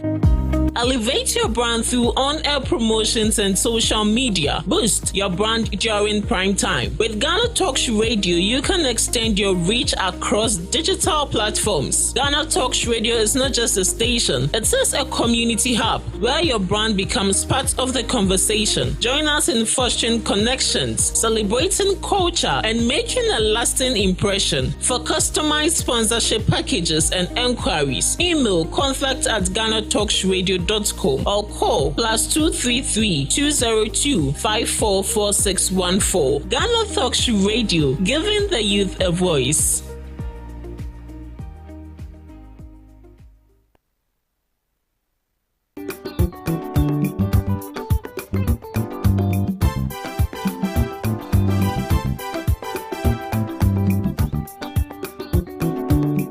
GhanaTalks Radio ɛwɔ UK abrochimemu era from Ghana mu ha the sound system mekyerɛ spinning machine papa every amana ne aba begu oman Ghana mu ha enti sɛ woyɛ ayie woyɛ engagement woyɛ wedding woyɛ birthday party political parties are moyɛ rally sɛ moyɛ asɔre a moyɛ crusade so wo bo carnival or any kind of event na wo pe spinning machine papa e bo sound no mu e de dia ene me kanfo GTR sounds e de emawo ye wo live band nso a wo to nsa e de frenya ye betimi ababeboa ama wo dwumedi a wo die ne so atimi aye kama pa ye wo enkan poponi mantemo anya aponchi hotel e ho pepepe e na ye butuo wo dia ne se wo be frɛ empanifo e wo 0546960510 GTR sounds emuode angaza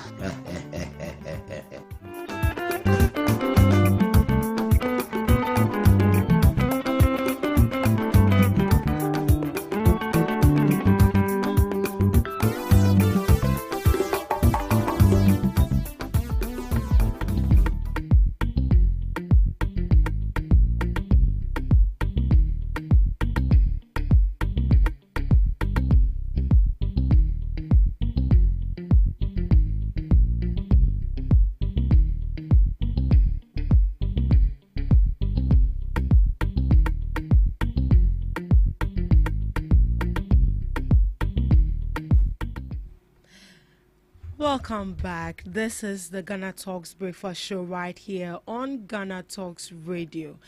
This is the second segment of the Ghana Talks Breakfast Show, and as you know it, we come along with knowledgeable guests who are going to dive into the issue for discussion this morning. They are going to be sharing their informed perspectives and opinions on matters that matter to you every morning right here on the show. Remember that we are streaming live on Facebook at Ghana Talks Radio, on X at Ghana Talks Radio, and also on YouTube at Ghana Talks Radio. You can log on, send in your comments and your opinions, and also your submissions there. We'll read it, and then we also deliberate on that if we have to. Right, sitting right here in the studios with me is now the NDC Communications team member, Mr. Nelson Jetta. Good morning to you, Mr. Nelson, and you are welcome to the Ghana Talks Breakfast Show. Good morning to you as well. Thank How you very much. are you doing? Oh, I am in good health and purpose. Oh, I can see that. I see you are in good health, looking so energetic this morning. As usual, by the grace of God, we are surviving. So, How was the holiday? It was a long weekend. Yeah, it was a very long weekend, but unfortunately, I did not get any of the Eid gifts, so it wasn't a much fulfilling one for me. I'm disappointed in my Muslim networks. Did you contact them? Must I? You have to contact, like, sometimes you just shut up. Okay. Intentionally just text them. Oh, how are you? Then you wish them. You are indulging me to go and beg. No, I'm not begging you. It's just you being nice. Just as the way we see people do WhatsApp broadcasts when it gets to Christmas.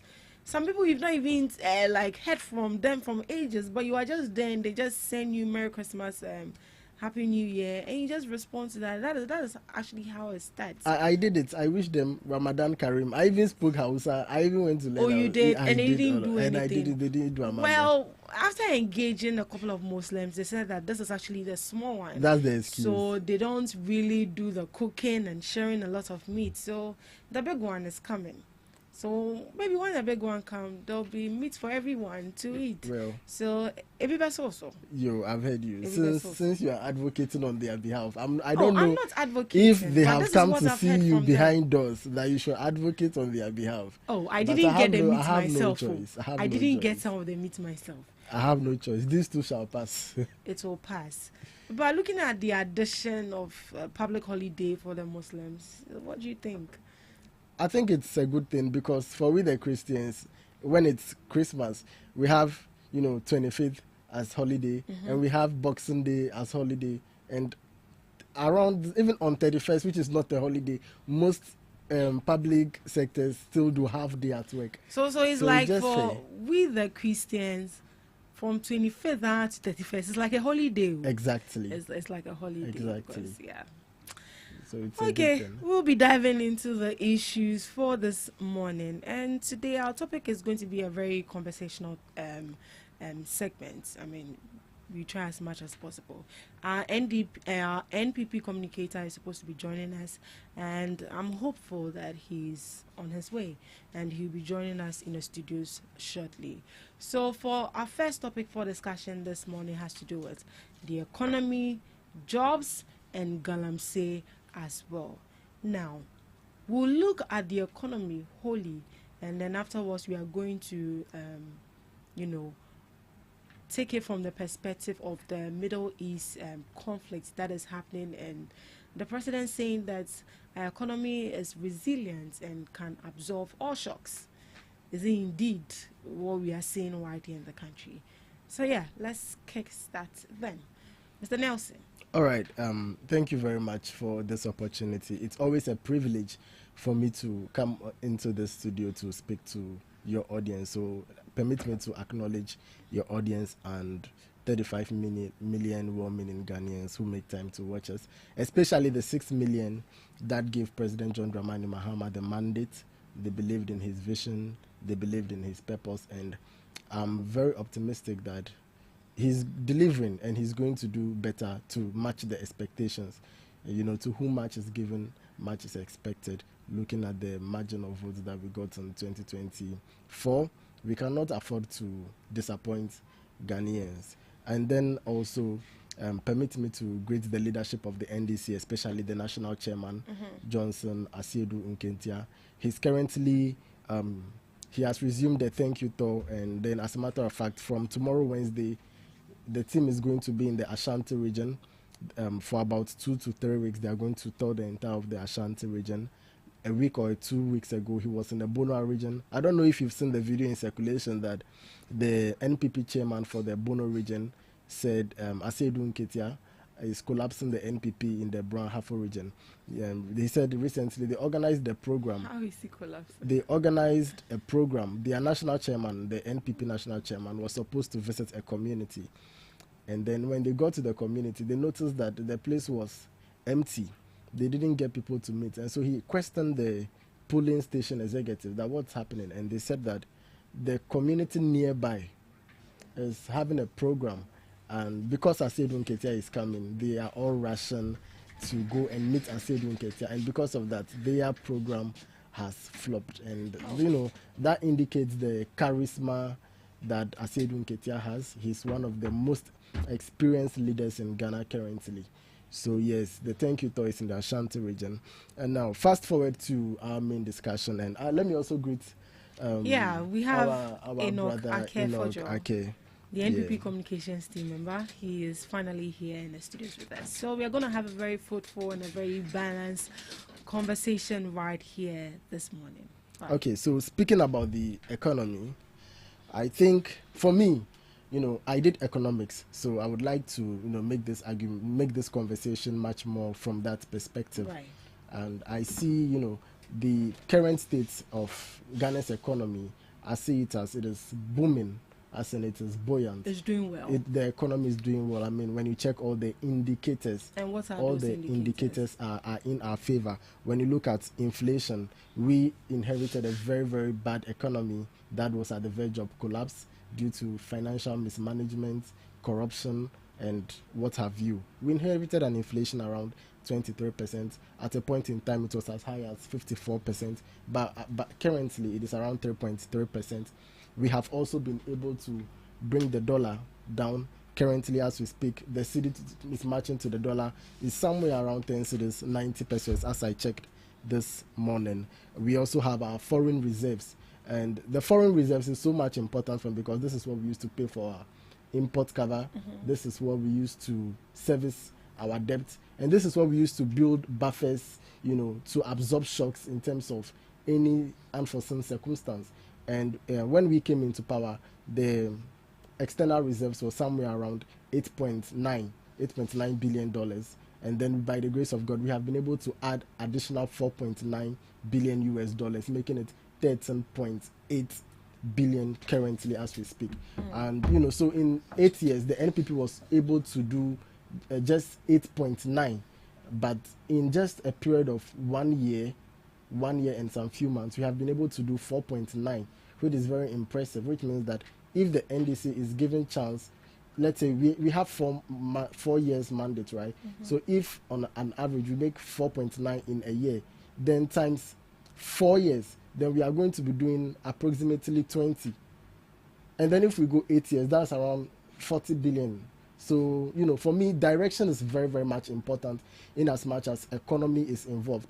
Because sometimes it is not about the position. Because you can be in a good position today, but the future may bear crisis. So the direction in which we are moving is something that we must, you know, pay critical attention to. And from all indications, we are in a good position and we are also moving in a good direction. And, you know, Ghanaians don't live in economic theories. So these realities must also reflect in the life of the citizens. And last week I told you how the reality is reflecting in the life of the citizens. I told you about the tons of iron rod, which was around 9,000. Now it is 7,000. Bag of cement, 125, which is now around 100 cedis. Bag of Gino rice, which was around 600 cedis, 25 kg. Now it is around 457 Ghana cedis. And a whole lot of other things, including transportation. Volta region, in 2024, you know, I used to come to school from the Volta region. When I'm coming from Harvard to Accra, I pay 100 cedis for transportation. But recently, when I went home to the Volta region. I paid around 80 Ghana cedis. I took my car at Medina. You can even confirm, even as at today. So clearly, I cannot say anywhere that it is not reflecting in my life. But that does not mean that challenges still do not exist. Yeah. The challenges do exist. We still face some challenges, and because of these challenges, it may not. Some people may, still face some level of hardship. Some level of hardship may still be there. Some level of, weight may still be on the citizens.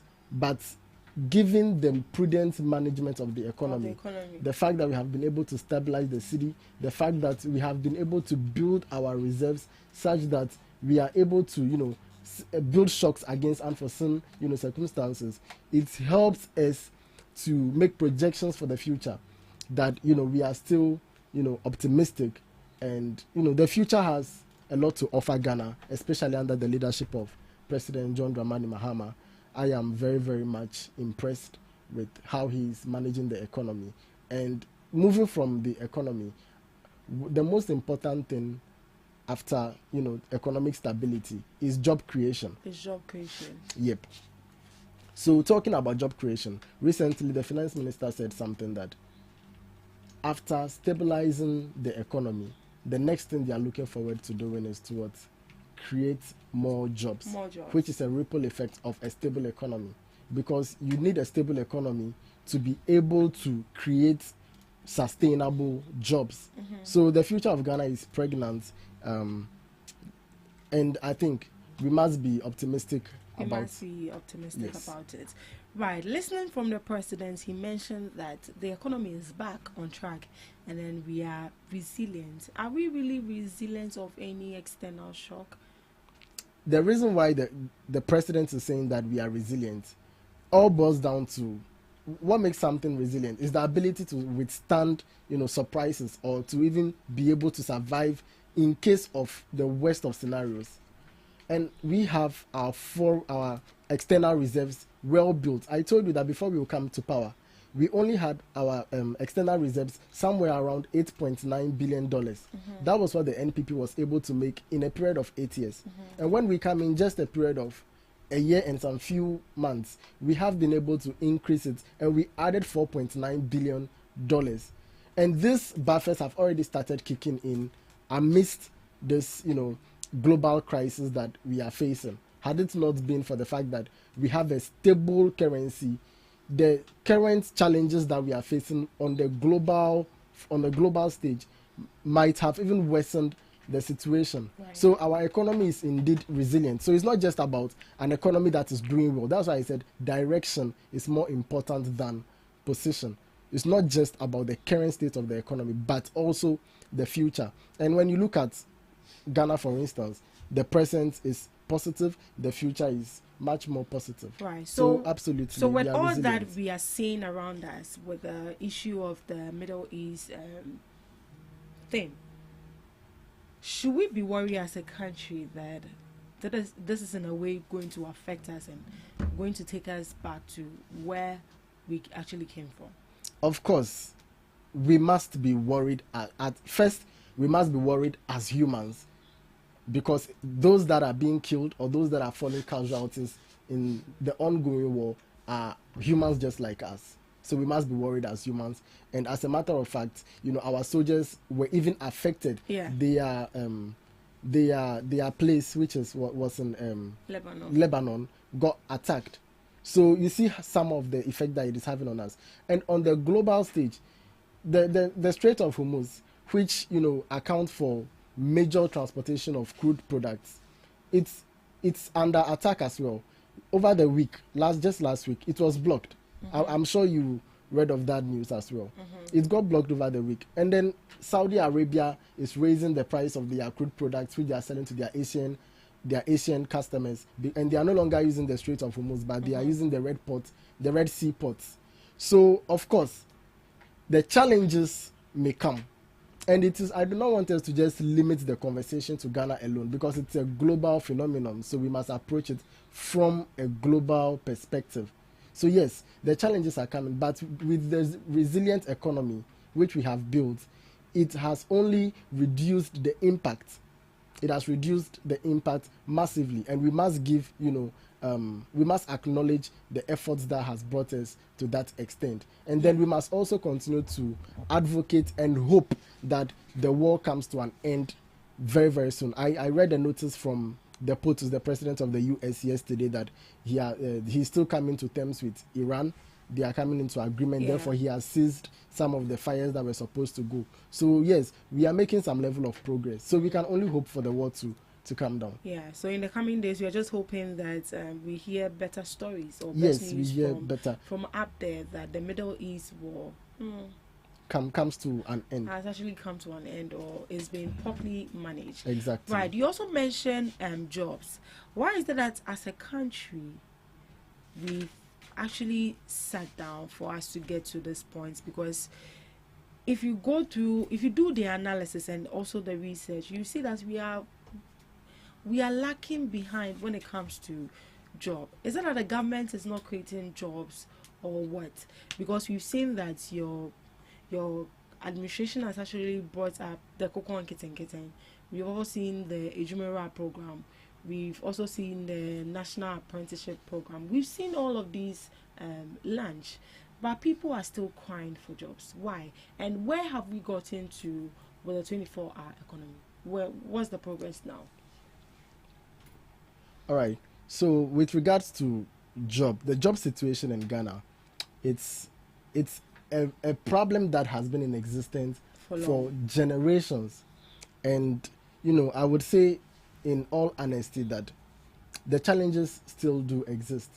We still have a situation where I think some early this year, about the nurses, the unemployed nurses, they were about to demonstrate.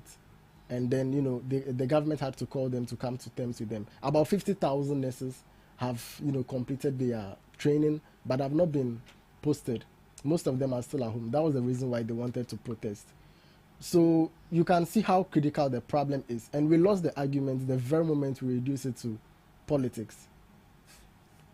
But the problem here is that, you see, for Ghana, for instance, largely, personally, I think there is a mismatch between trainings for job and the demands of the job market.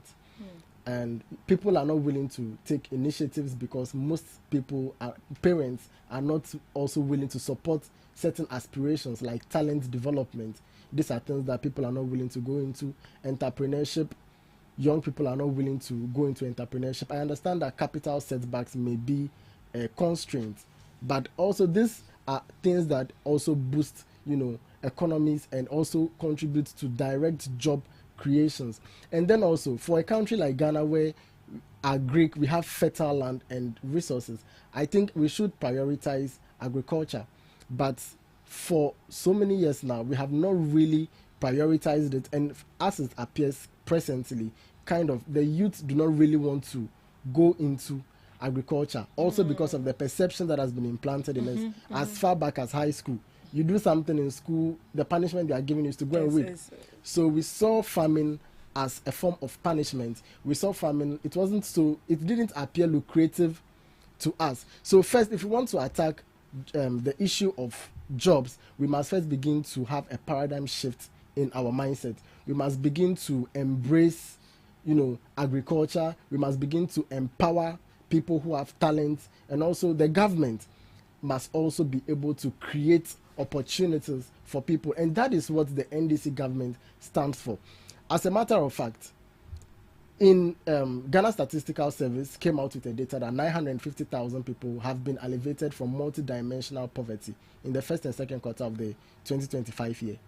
I don't know if you've seen that data. Well, you can check it out. Right. So now, if 950,000 people come out of multidimensional poverty, this did not occur by magic. Definitely, there must be something that accounts for this progress. And this can only be tracked to the fact that people have moved into some form of job. Now, we also know that if an economy becomes buoyant or an economy becomes stable, investor confidence is reposed. So people are going to, go into investment, and automatically that a good economy transforms automatically into an economy that provides jobs for people. So yes, under the NDC government, we can see an appreciable increase in, job provision, and some of the interventions that the government has provided directly, which contributes to job creation currently. I would speak about the Ejimawura program, which got about 10,000 beneficiaries. That was the Ejimawura program. We also have the National Apprenticeship Program that employed about 115,000 people. And then we also have the NEIP, the National Entrepreneurship and Innovation Program, which also trained, they finished their training. I think the first batch of disbursement is going to be done. It's going to start from the Brahafo region this month. But for that also, it's also another important thing that the government has done, because they have also empowered people, and every individual that was trained is going to be funded to be able to create jobs to also employ about 10 people. So the direction in which we are moving, we must be optimistic. In the nearest future, we are going to feel the ripple effect of some of these decisive policy actions. And yes, we have stabilized the economy. The finance minister just informed us that the next thing is job creation. They are going to open recruitment into public sectors and what have you. So when it comes to job, I think the NDC government is one of the most invested governments, given when we compare with the previous government, what the NDC government has done and what the previous government has done when it comes to job creation. As a matter of fact, government is a continuum. Some of the challenges we are facing today will not be challenges if they were solved. So for us to even be discussing unemployment or job creation in 2026, it means somebody did not do his job in 2025, 2024, 2023, 2020. All those years before now, what happened? We should be looking at the root cause of this. The root cause, as I said, has to do with mindset. With a mindset. And then the second aspect, which I'm also painting now, is also the lack of commitment from previous governments to create enough opportunities. Because when you look at how some resources have been misused, I question myself whether these things could have created opportunities for young people. And many people are unemployed today because the NPP, when they had all the resources at their disposal, they decided to spend a whopping $58 million to dig a pit. Right. Because they failed to create the opportunities for young people. That is why we have arrived here today. Yeah, but lastly, we are not where we want to be, but we must acknowledge we are no longer where we used to be. Mm-hmm. And the direction in which we are moving, the future is pregnant. Right. Yeah, I'll be back to you to ask for the progress of the 24-hour economy and then what it seeks to achieve. Right, let me move to Mr. Enoch Ake Fojo. Good morning. Good morning. How are you doing? I'm good. How about you? I'm fine. Hope you enjoy the holiday. Holiday? I don't have holiday. You don't have holiday. You're always on the move. Holiday is not in my books. I'm not making money, but holiday is not in my books. Holiday is not in your books. That's fine. It's good to hustle. It's good to hustle. It's important. Yeah. So as part of our topics today we are looking at the economy, jobs, and then Galamsey. And Mr. Nelson has already kick-started that already. Yeah. I want to first of all ask who I am. Can you get closer to the who I'm on the show with? Because I want to know if I'm on the show with an NDC person. Oh, you didn't see the flyer? Or please get closer to the microphone. Are you a social activist, social commentator, youth activist, or an NDC? Check on the flyer. No, I know the reason why I'm asking. But she's answering you that you should check on the flyer. Yes, but I have seen previous flyers of you being an activist, an independent analyst, but today you're an NDC person, so that I know how to go around with my words. What the flyer says is what I represent. I am here to communicate for the NDC, and I'm not sure you have a problem with that. Oh, not at all. I cannot. So let's focus on that. But it's important to establish it is not necessary at all. Let's just our time is going. So let's get into the issues. I came here around 9:15. You spoke about close to 18 minutes. 18 minutes. Yes. So you have equal time as well. Oh, I will not. So you make good use of it. Yes. So, as we can all see, he has decided, or he tried his possible best to paint the picture that the government is super fabulous and doing everything possible to ensure that the plight of the Ghanaian people are elevated or taken out. But you see, whatever you do or you see, the reflection in the lives of the people is evident enough to speak for itself. You can decide he came with books written nicely, you can decide to quote figures and you see, say everything you want to say. But the fact of the matter is that whatever is happening on grounds is a true reflection of your performance. And that we can all agree to it. I'm not sure I was there or I was part of the NDC when they sat down to write their manifesto. I'm not sure you were also there. And I'm not sure that someone placed a gun on the NDC to write their manifesto. I'm not sure somebody did that. They decided willingly. And I'm not sure somebody intentionally decided to place a clock beside President Mahama at Winneba when he was speaking about the manifesto to tell us that this is how 24-hour economy is going to look like. I'm not sure an MPP person sent the clock there. It was deliberate and meaning they had plans on how they were going to roll it out. You were speaking, you see, you could not speak well about jobs, especially 24-hour economy, because you yourself know the state of the 24-hour economy as at now. Because if 24-hour economy was functioning, I doubt, and I vividly doubt, that my brother would be sitting here this morning. He would have been coming from 9 shift and would have been sleeping by this time. But because 24-hour economy is not in function, he is here this morning. Yes, it would have been difficult getting NDC communicators because by now it will be a free 9 shift abeda or 10 work area.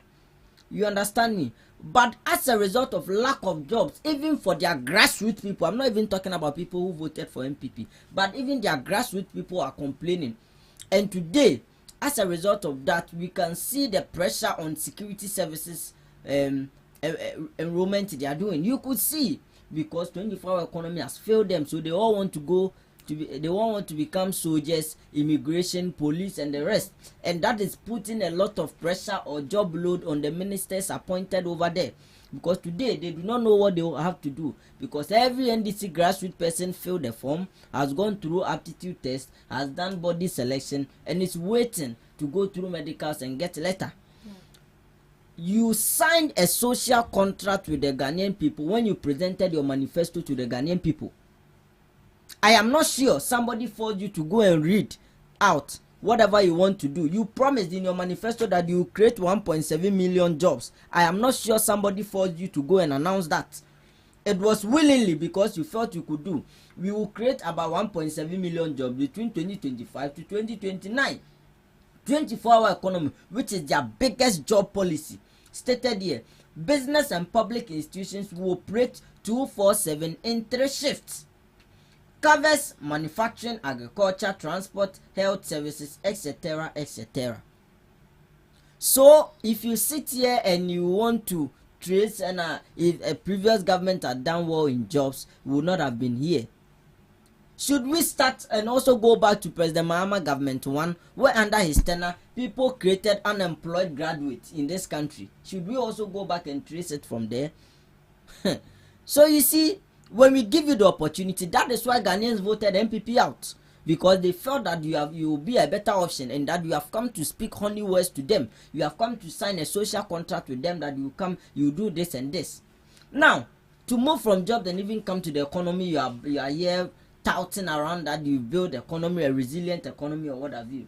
Your government are too forcing a resilient economy, a government that has been built is boring to pay salary. It's boring to pay salary, and you sit here doubting yourself as if you are magicians in government.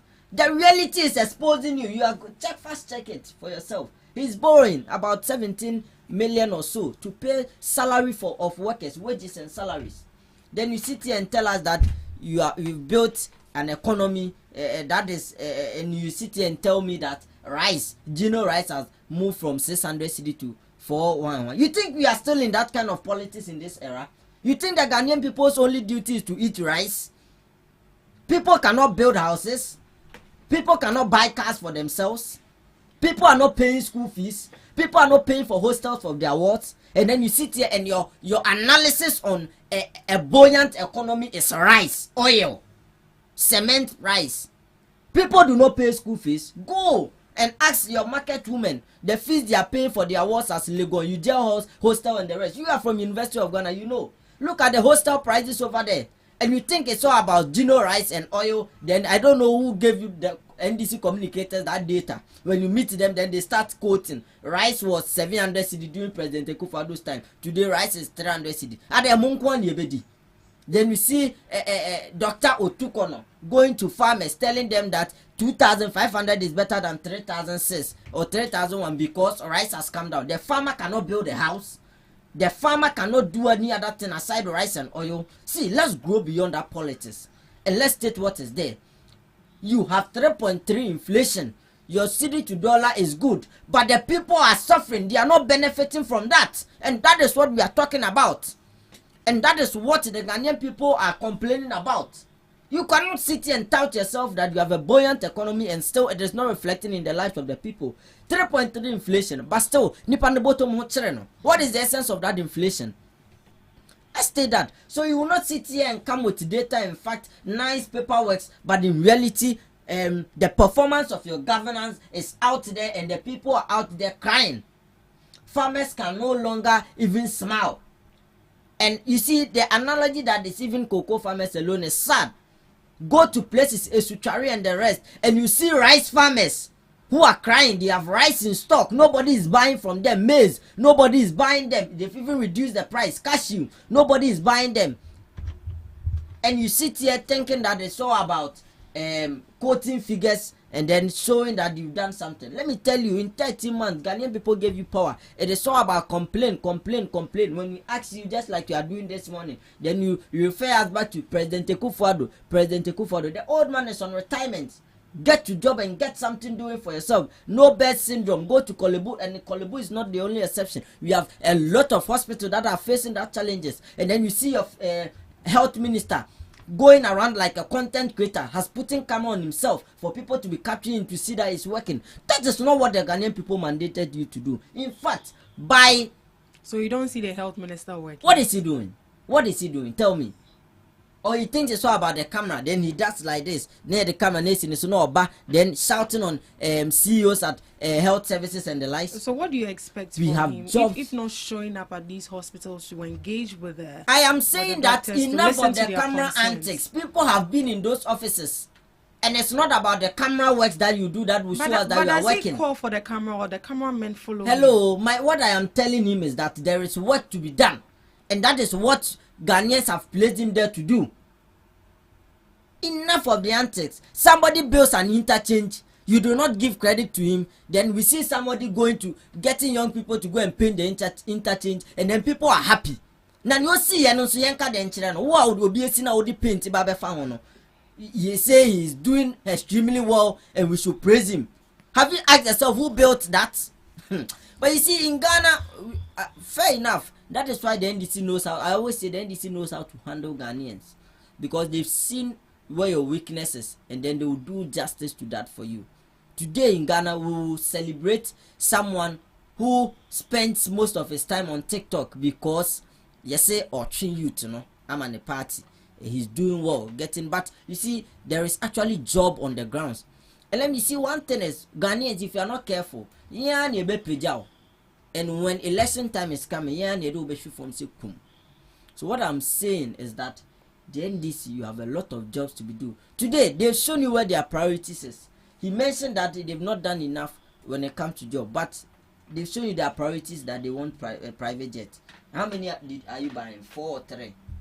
But we have people who have not gotten jobs. Nurses. The private jet is not a priority. What is the priority in that? You are buying 3 or so. When Ghanaians are in a state where they do not have jobs to do, young people are crying that enroll 24-hour economy so that they can get jobs to do. You show now that your priorities lies in jets. So you take the government money to go and procure jets for the country. Whereas we have people who have gone through the mill of education and do not have jobs to do. Clearly, it is telling you the priorities of the government. So all what we are saying is that there is tax to be done. And in fact, it seems we've given the NDC grace period. And it is time we tell them to get to work and stop the complaint. Yesterday, I met an NDC friend and he's telling me that, and I said, he said, Doom son of 13 months. And you are still blaming President Akufo-Addo for your doom so. Right. Get to work and ensure that the Ghanaian people, their burdens are alleviated. Today, how much are you paying for electricity? Have you asked yourself? Compare it to 2023, 2024. Write it down. When you finish, then you come and jam. 2023, 2024. How much were you paying for electricity? Today, if you have air conditioning in your house, card air time, I'm sure by the end of the month you are paying close to 4,000 Ghana cedis. So you see, these are pertinent issues that you should be addressing, and not Gino, and not oil, and not this. We've grown beyond that politics. Let's get to the fact. You see, go out and meet a Ghanaian, and the Ghanaian will tell you that the stress they are going through, especially when it gets to fees payment. As at last 2 weeks, in Accra Technical University, level 100 students are supposed to pay their school fees. I asked them, what is the problem? They came or they bought the phone because a government promised them no stress free. Today, deadline is fast approaching. If they do not pay, they will cease to be students of the school.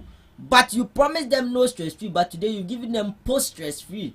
And you are sending them through stress to go and find money to come and pay the fees. Then you say later you reimburse. And with the reimbursement, how many of them are even going to receive it? Look at the mail and stress they are going to pass through. So what we are saying is that government of the day, you have spent 13 months in government. Enough of the complaint, enough of the antics. Oral, aton swom, your attorney general will come and do antics on TV and then go and sleep.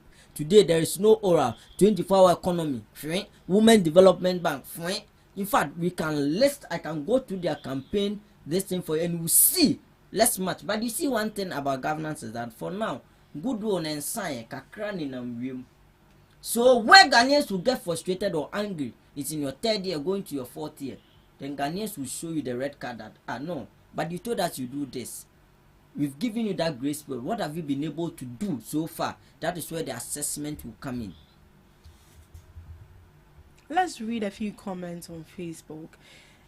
Dora sent some emojis, 100% emoji, and then exclamation. I don't know who that comment is actually going for. We have James Doe, Ake is good. We have from Gausa Zamani, a former president gave similar contract to his daughter worth $25 million.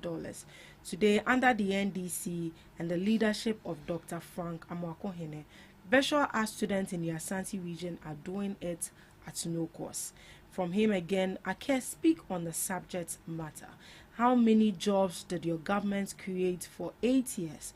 What was the state of the economy then? How did it end? And when Akufo-Addo placed his government on the line to fight Galamsey? From Zamani again, he said, tell us your achievements in the Asante region. From him again, Ake successfully deviated from the topic and pushing his own agenda. Thank you so much for the comments. Please keep bringing the comments in. We'll do well to read it. Mr. Nelson, what is your reaction to what Mr. Ake has said so far? And then I think I'll give you 3 minutes to speak on that. So then we move to the issue of Galamsey. All right.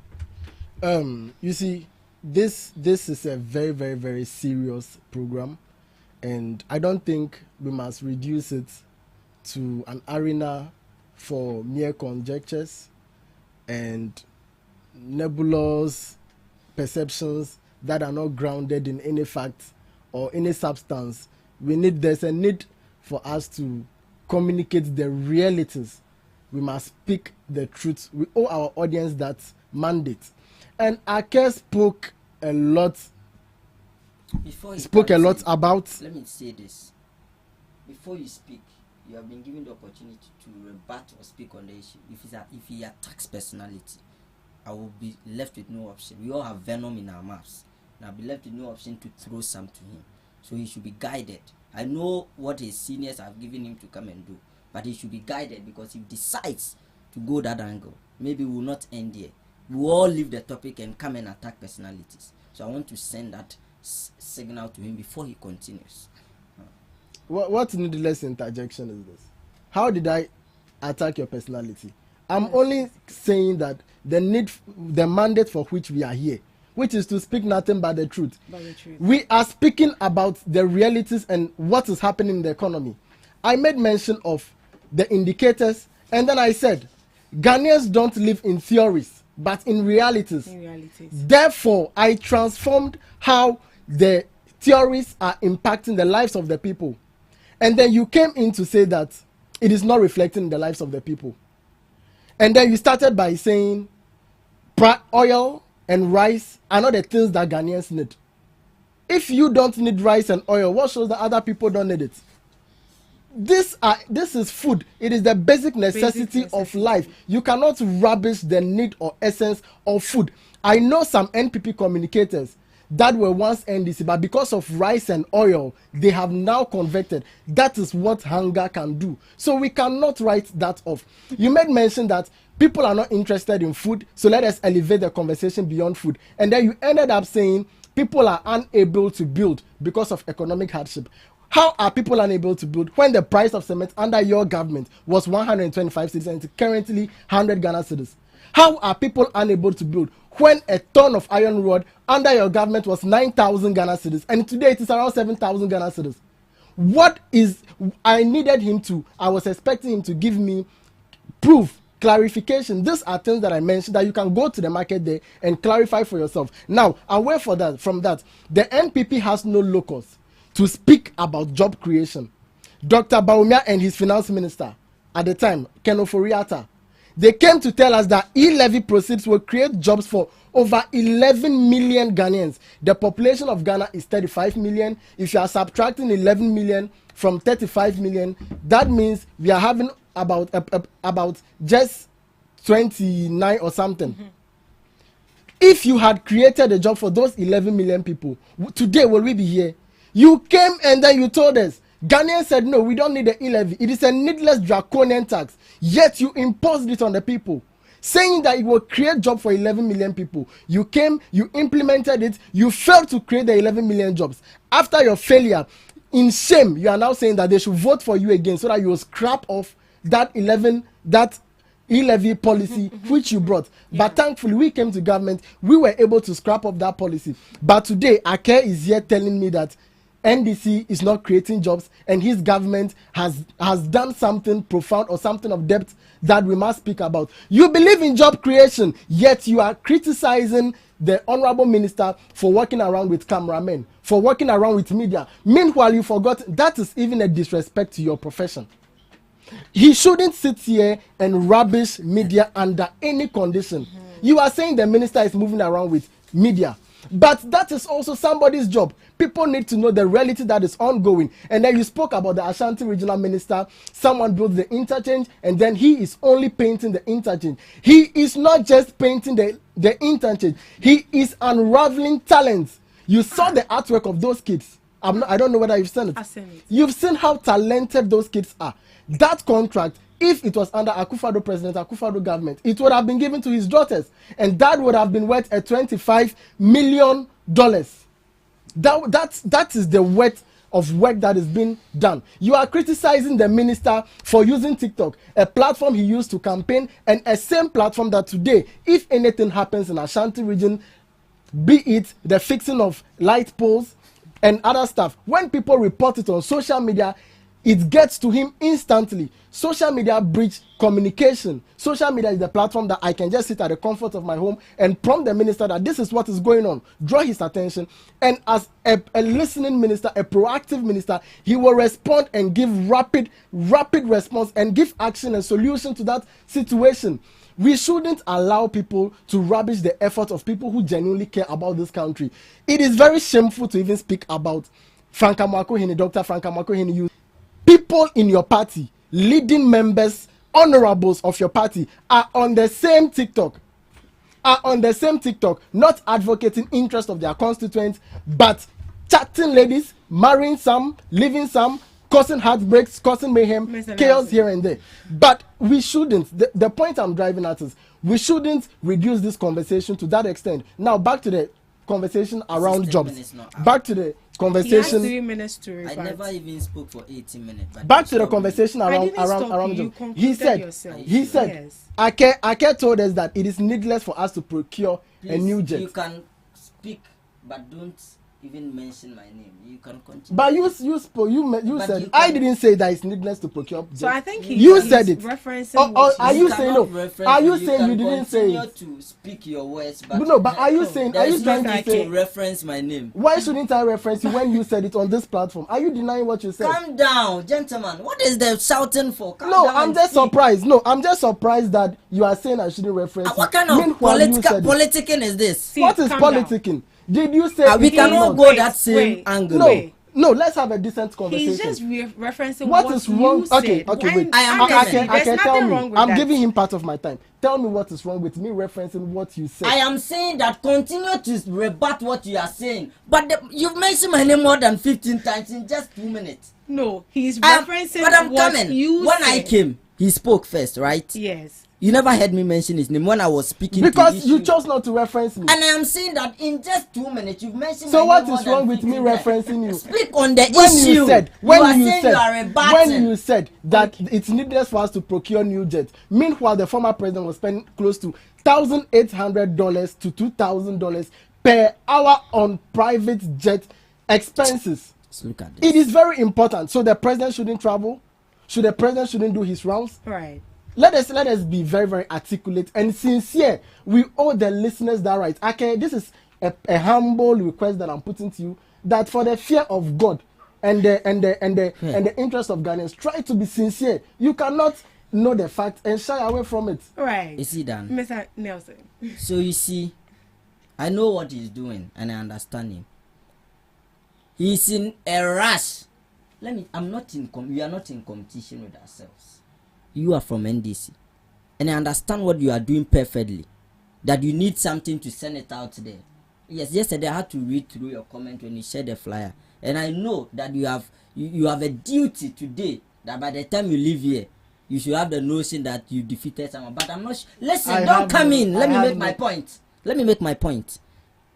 You can make your point, but you should be even the last person to criticize someone. You do not even have an integrity. You should be the last person to sit here to criticize someone. Yesterday, you were telling us you were a social one-white activist. Today, you are telling us that you are an NDC communicator. You should be the last person to even criticize on a show. You should be the last person to, because you've lost your integrity. 2, you do not have that locus to even sit here to attack someone's personality. Let me tell you, you are speaking about jobs. What was the job unemployment rate you left? Let me read. You are speaking about facts. NDC 2012 6.9. Ghana Statistical Service. I'm reading for you. 2013 7.1. 2014 6.8. 2015 5.6. When you were leaving office 2016 5.3. President Akufo-Addo came 2017, reduced it to 4.5.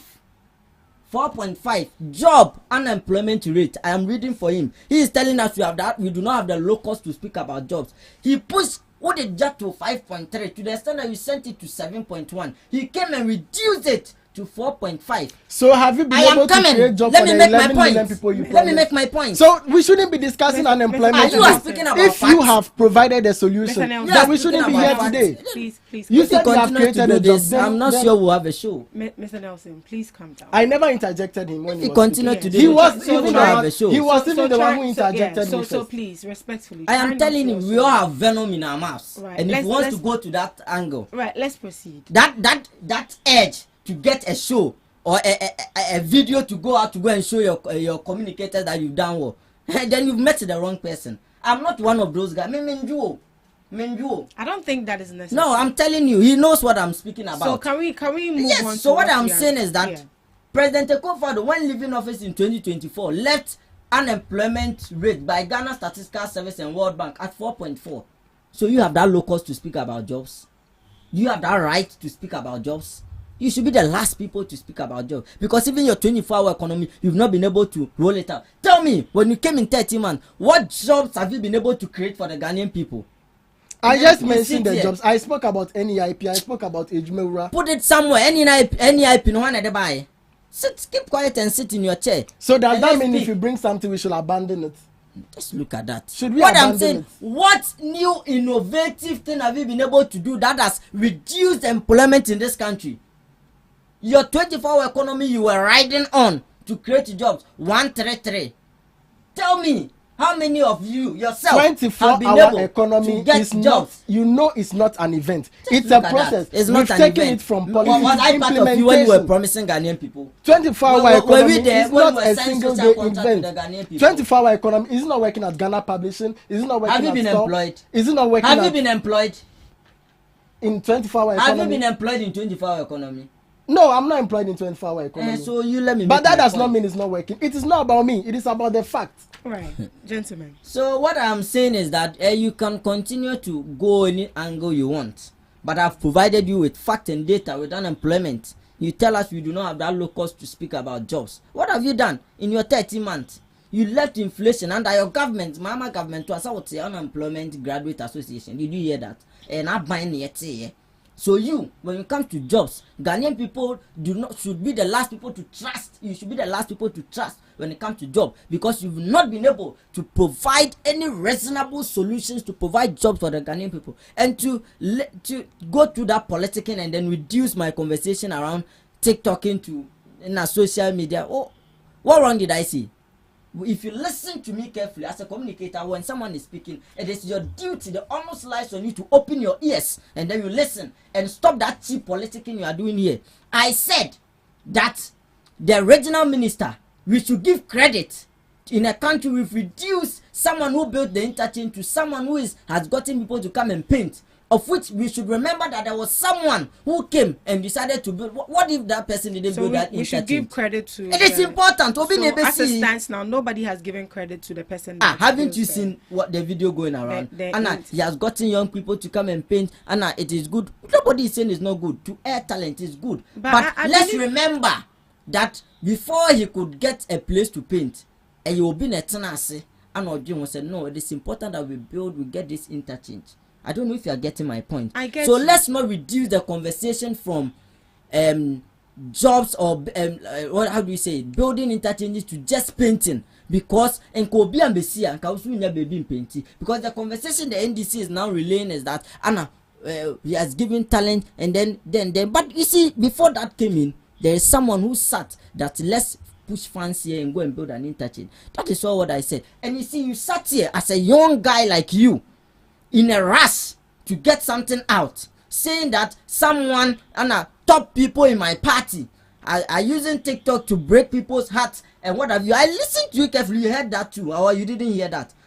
As young guy coming up, you want to go through this angle, this tangent, and then reduce your politics to attacking personalities of big men. And I'm sure I'll be the last person to sit on any show to attack any big NDC person of what you do not have full knowledge. Did you not or data attack the minister that he's roaming about with cameras? Oh, were you not even the person who even attacked the minister? Sometimes I always say, did you not as a mention the communicator, minister open your before ears and then you listen. It's okay. You sit here and you bring speak, someone's personal life. Right. You don't listen. You are to bringing yourself. someone's personal life, marital issues, relationship issues to your conversation to be able to decorate your conversation to suit you and your viewers. But I always say that as young as you are, if you want to go on that tangent, it will not help you. I always say one thing you will not find me doing: going to attack someone's personality, especially someone whom has gone through the mill, has gotten to a position where I want to get to one day in future. I'll be the last person, be it NDC, CPP, YPP. I will never sit here. Then you bring someone's marital and relationship issue to sit here and say he has used TikTok to go and get relationship and has broken hearts. I think it will be in your best interest to render an unqualified apology to that MP or honorable member that they are sitting here wanting to attack his personality, where you've not even gotten to quarter of his life. How did I attack his personality? You do not know. Do you know what anybody's name? do you know what it means to attack somebody? Bobby, do you know man? Do you know what it means you to do attack not remember somebody? what you just said. Do you know what it means you to attack somebody's It's personality? okay. You are the one speaking about. And I am just giving you background. It's okay. It's okay. We haven't gotten to that extent. So he wants to go. I told him that we all have venom in our mouth. I didn't come with any intention. It is you that came with an intention. I came here for us to have a very good discussion. It's okay. It is you that came with. You are the one speaking. You do not even have credibility. I'm speaking to issues you are speaking about. It's fine. Who need credibility? Who better now about attack you? Why is your credibility? So, me NDC ni anka me ma unko tina show so nkasa. You do not have credibility. You. Mind you that everyone is watching. Yes, but he does not have that credibility. Those watching, also Zamani, I'm not sure you are sat on any show saying he's an independent analyst. Meaning you're every side of the party you belong to. See. Who ferry party now join no meboa? Who ferry party? What feel why on say independent analyst? Right. You do not have integrity. You do not have credibility. You've lost it. You are just using the words and you are just trying to push me to react. But you know what? I'm very responsible. Please listen to me. And I will not reduce myself to go on that tangent. We will not sit We will have a very before decent I started the show, I told you that you have a very venom in our mouths, and if you want to go on that tangent, that's all right. But you want to use that platform to do that agenda right here. That is not what we are known for. We are here to draw insight and also educate and let the public also know what is actually going on. So this tangent the two of you are going on is not going to. No, I never went on that tangent. So no, that would be unfair to me. I never went on that tangent. He was the one who was attacking me. That's okay. I kept speaking to the issue. We've moved past that. So please let's proceed with the show. Right. At this juncture, we're actually going to delve into the second topic for discussion, but we will look at the comments later. So let's delve into the second topic for discussion that has to do with salary retirement. If government needs to rethink of scrapping salary retirement for the public sector.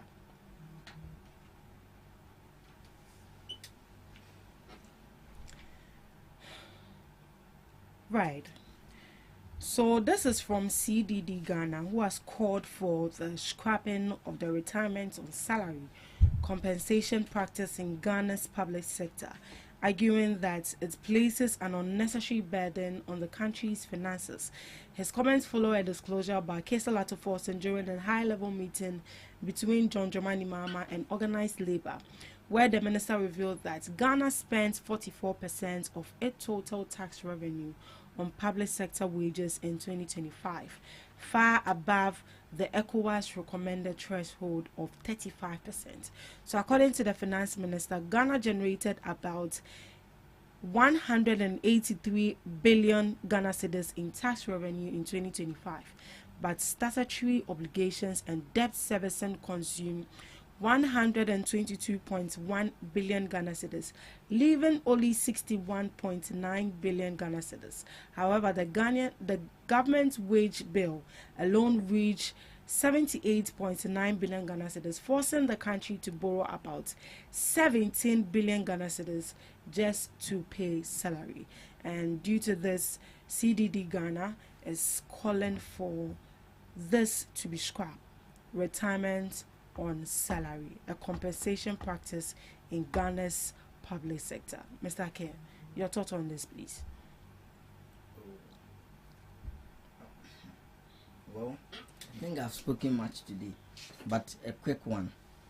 I'm not sure it is important. In fact, it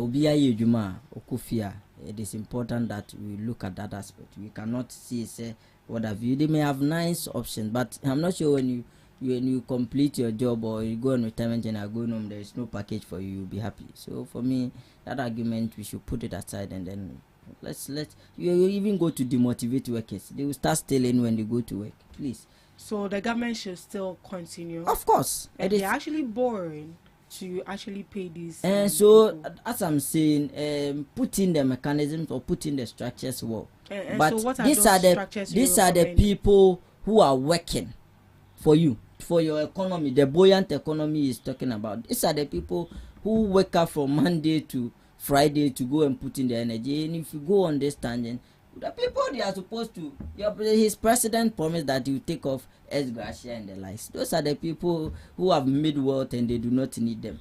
But let's not reduce the communication or the information down to workers out there. These people are doing their best, and we should not end up demotivating them or killing their spirit. The little I can see. So what other mechanisms? You mentioned that they have to put structures in place and some mechanisms in place so that they don't go out to borrow. What would you recommend? For the government? Yeah. Oh, I'm not sure I can recommend anything for any government. Because they have manifestos and they have put things in place. But yes, citizen as well, you have a say. Yes, I might have a say, but I'm not sure Ato Forcing, when he started and he started giving out lectures and then people saw that he was doing well, and as he see an emanate done, I'm not sure there is any advice than what he already has in his manifesto that he has to go according to it. They are, in fact, cocoa. You know, cocoa is one of your leading this, and it gives you a lot of money. You ensure that whatever that you have to put in place for these farmers to have that edge to continue doing what they are doing, so that they do not cut down the trees for galamsey. Ochina se cocoa phone in a trying the galamsey. Why are you going to get the cocoa to send outside to get money? So you see, and again, gold and natural resources. It's important that it gives us funding. Yes, it gives us money. There are a lot of things in this country that is when we produce and we do them more, and we should reduce. Do you know the reason why the rice farmers are crying today?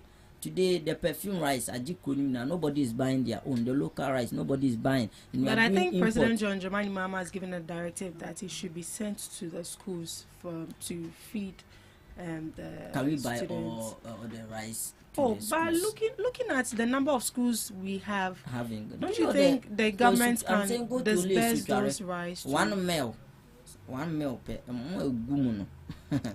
So and you think understand? It's not possible. Oh, it is one aspect that will help, but we still have some. The solution to the whole thing is that let's reduce the import. There are certain things as a country we should not be allowing them to come into our country. We can locally produce them.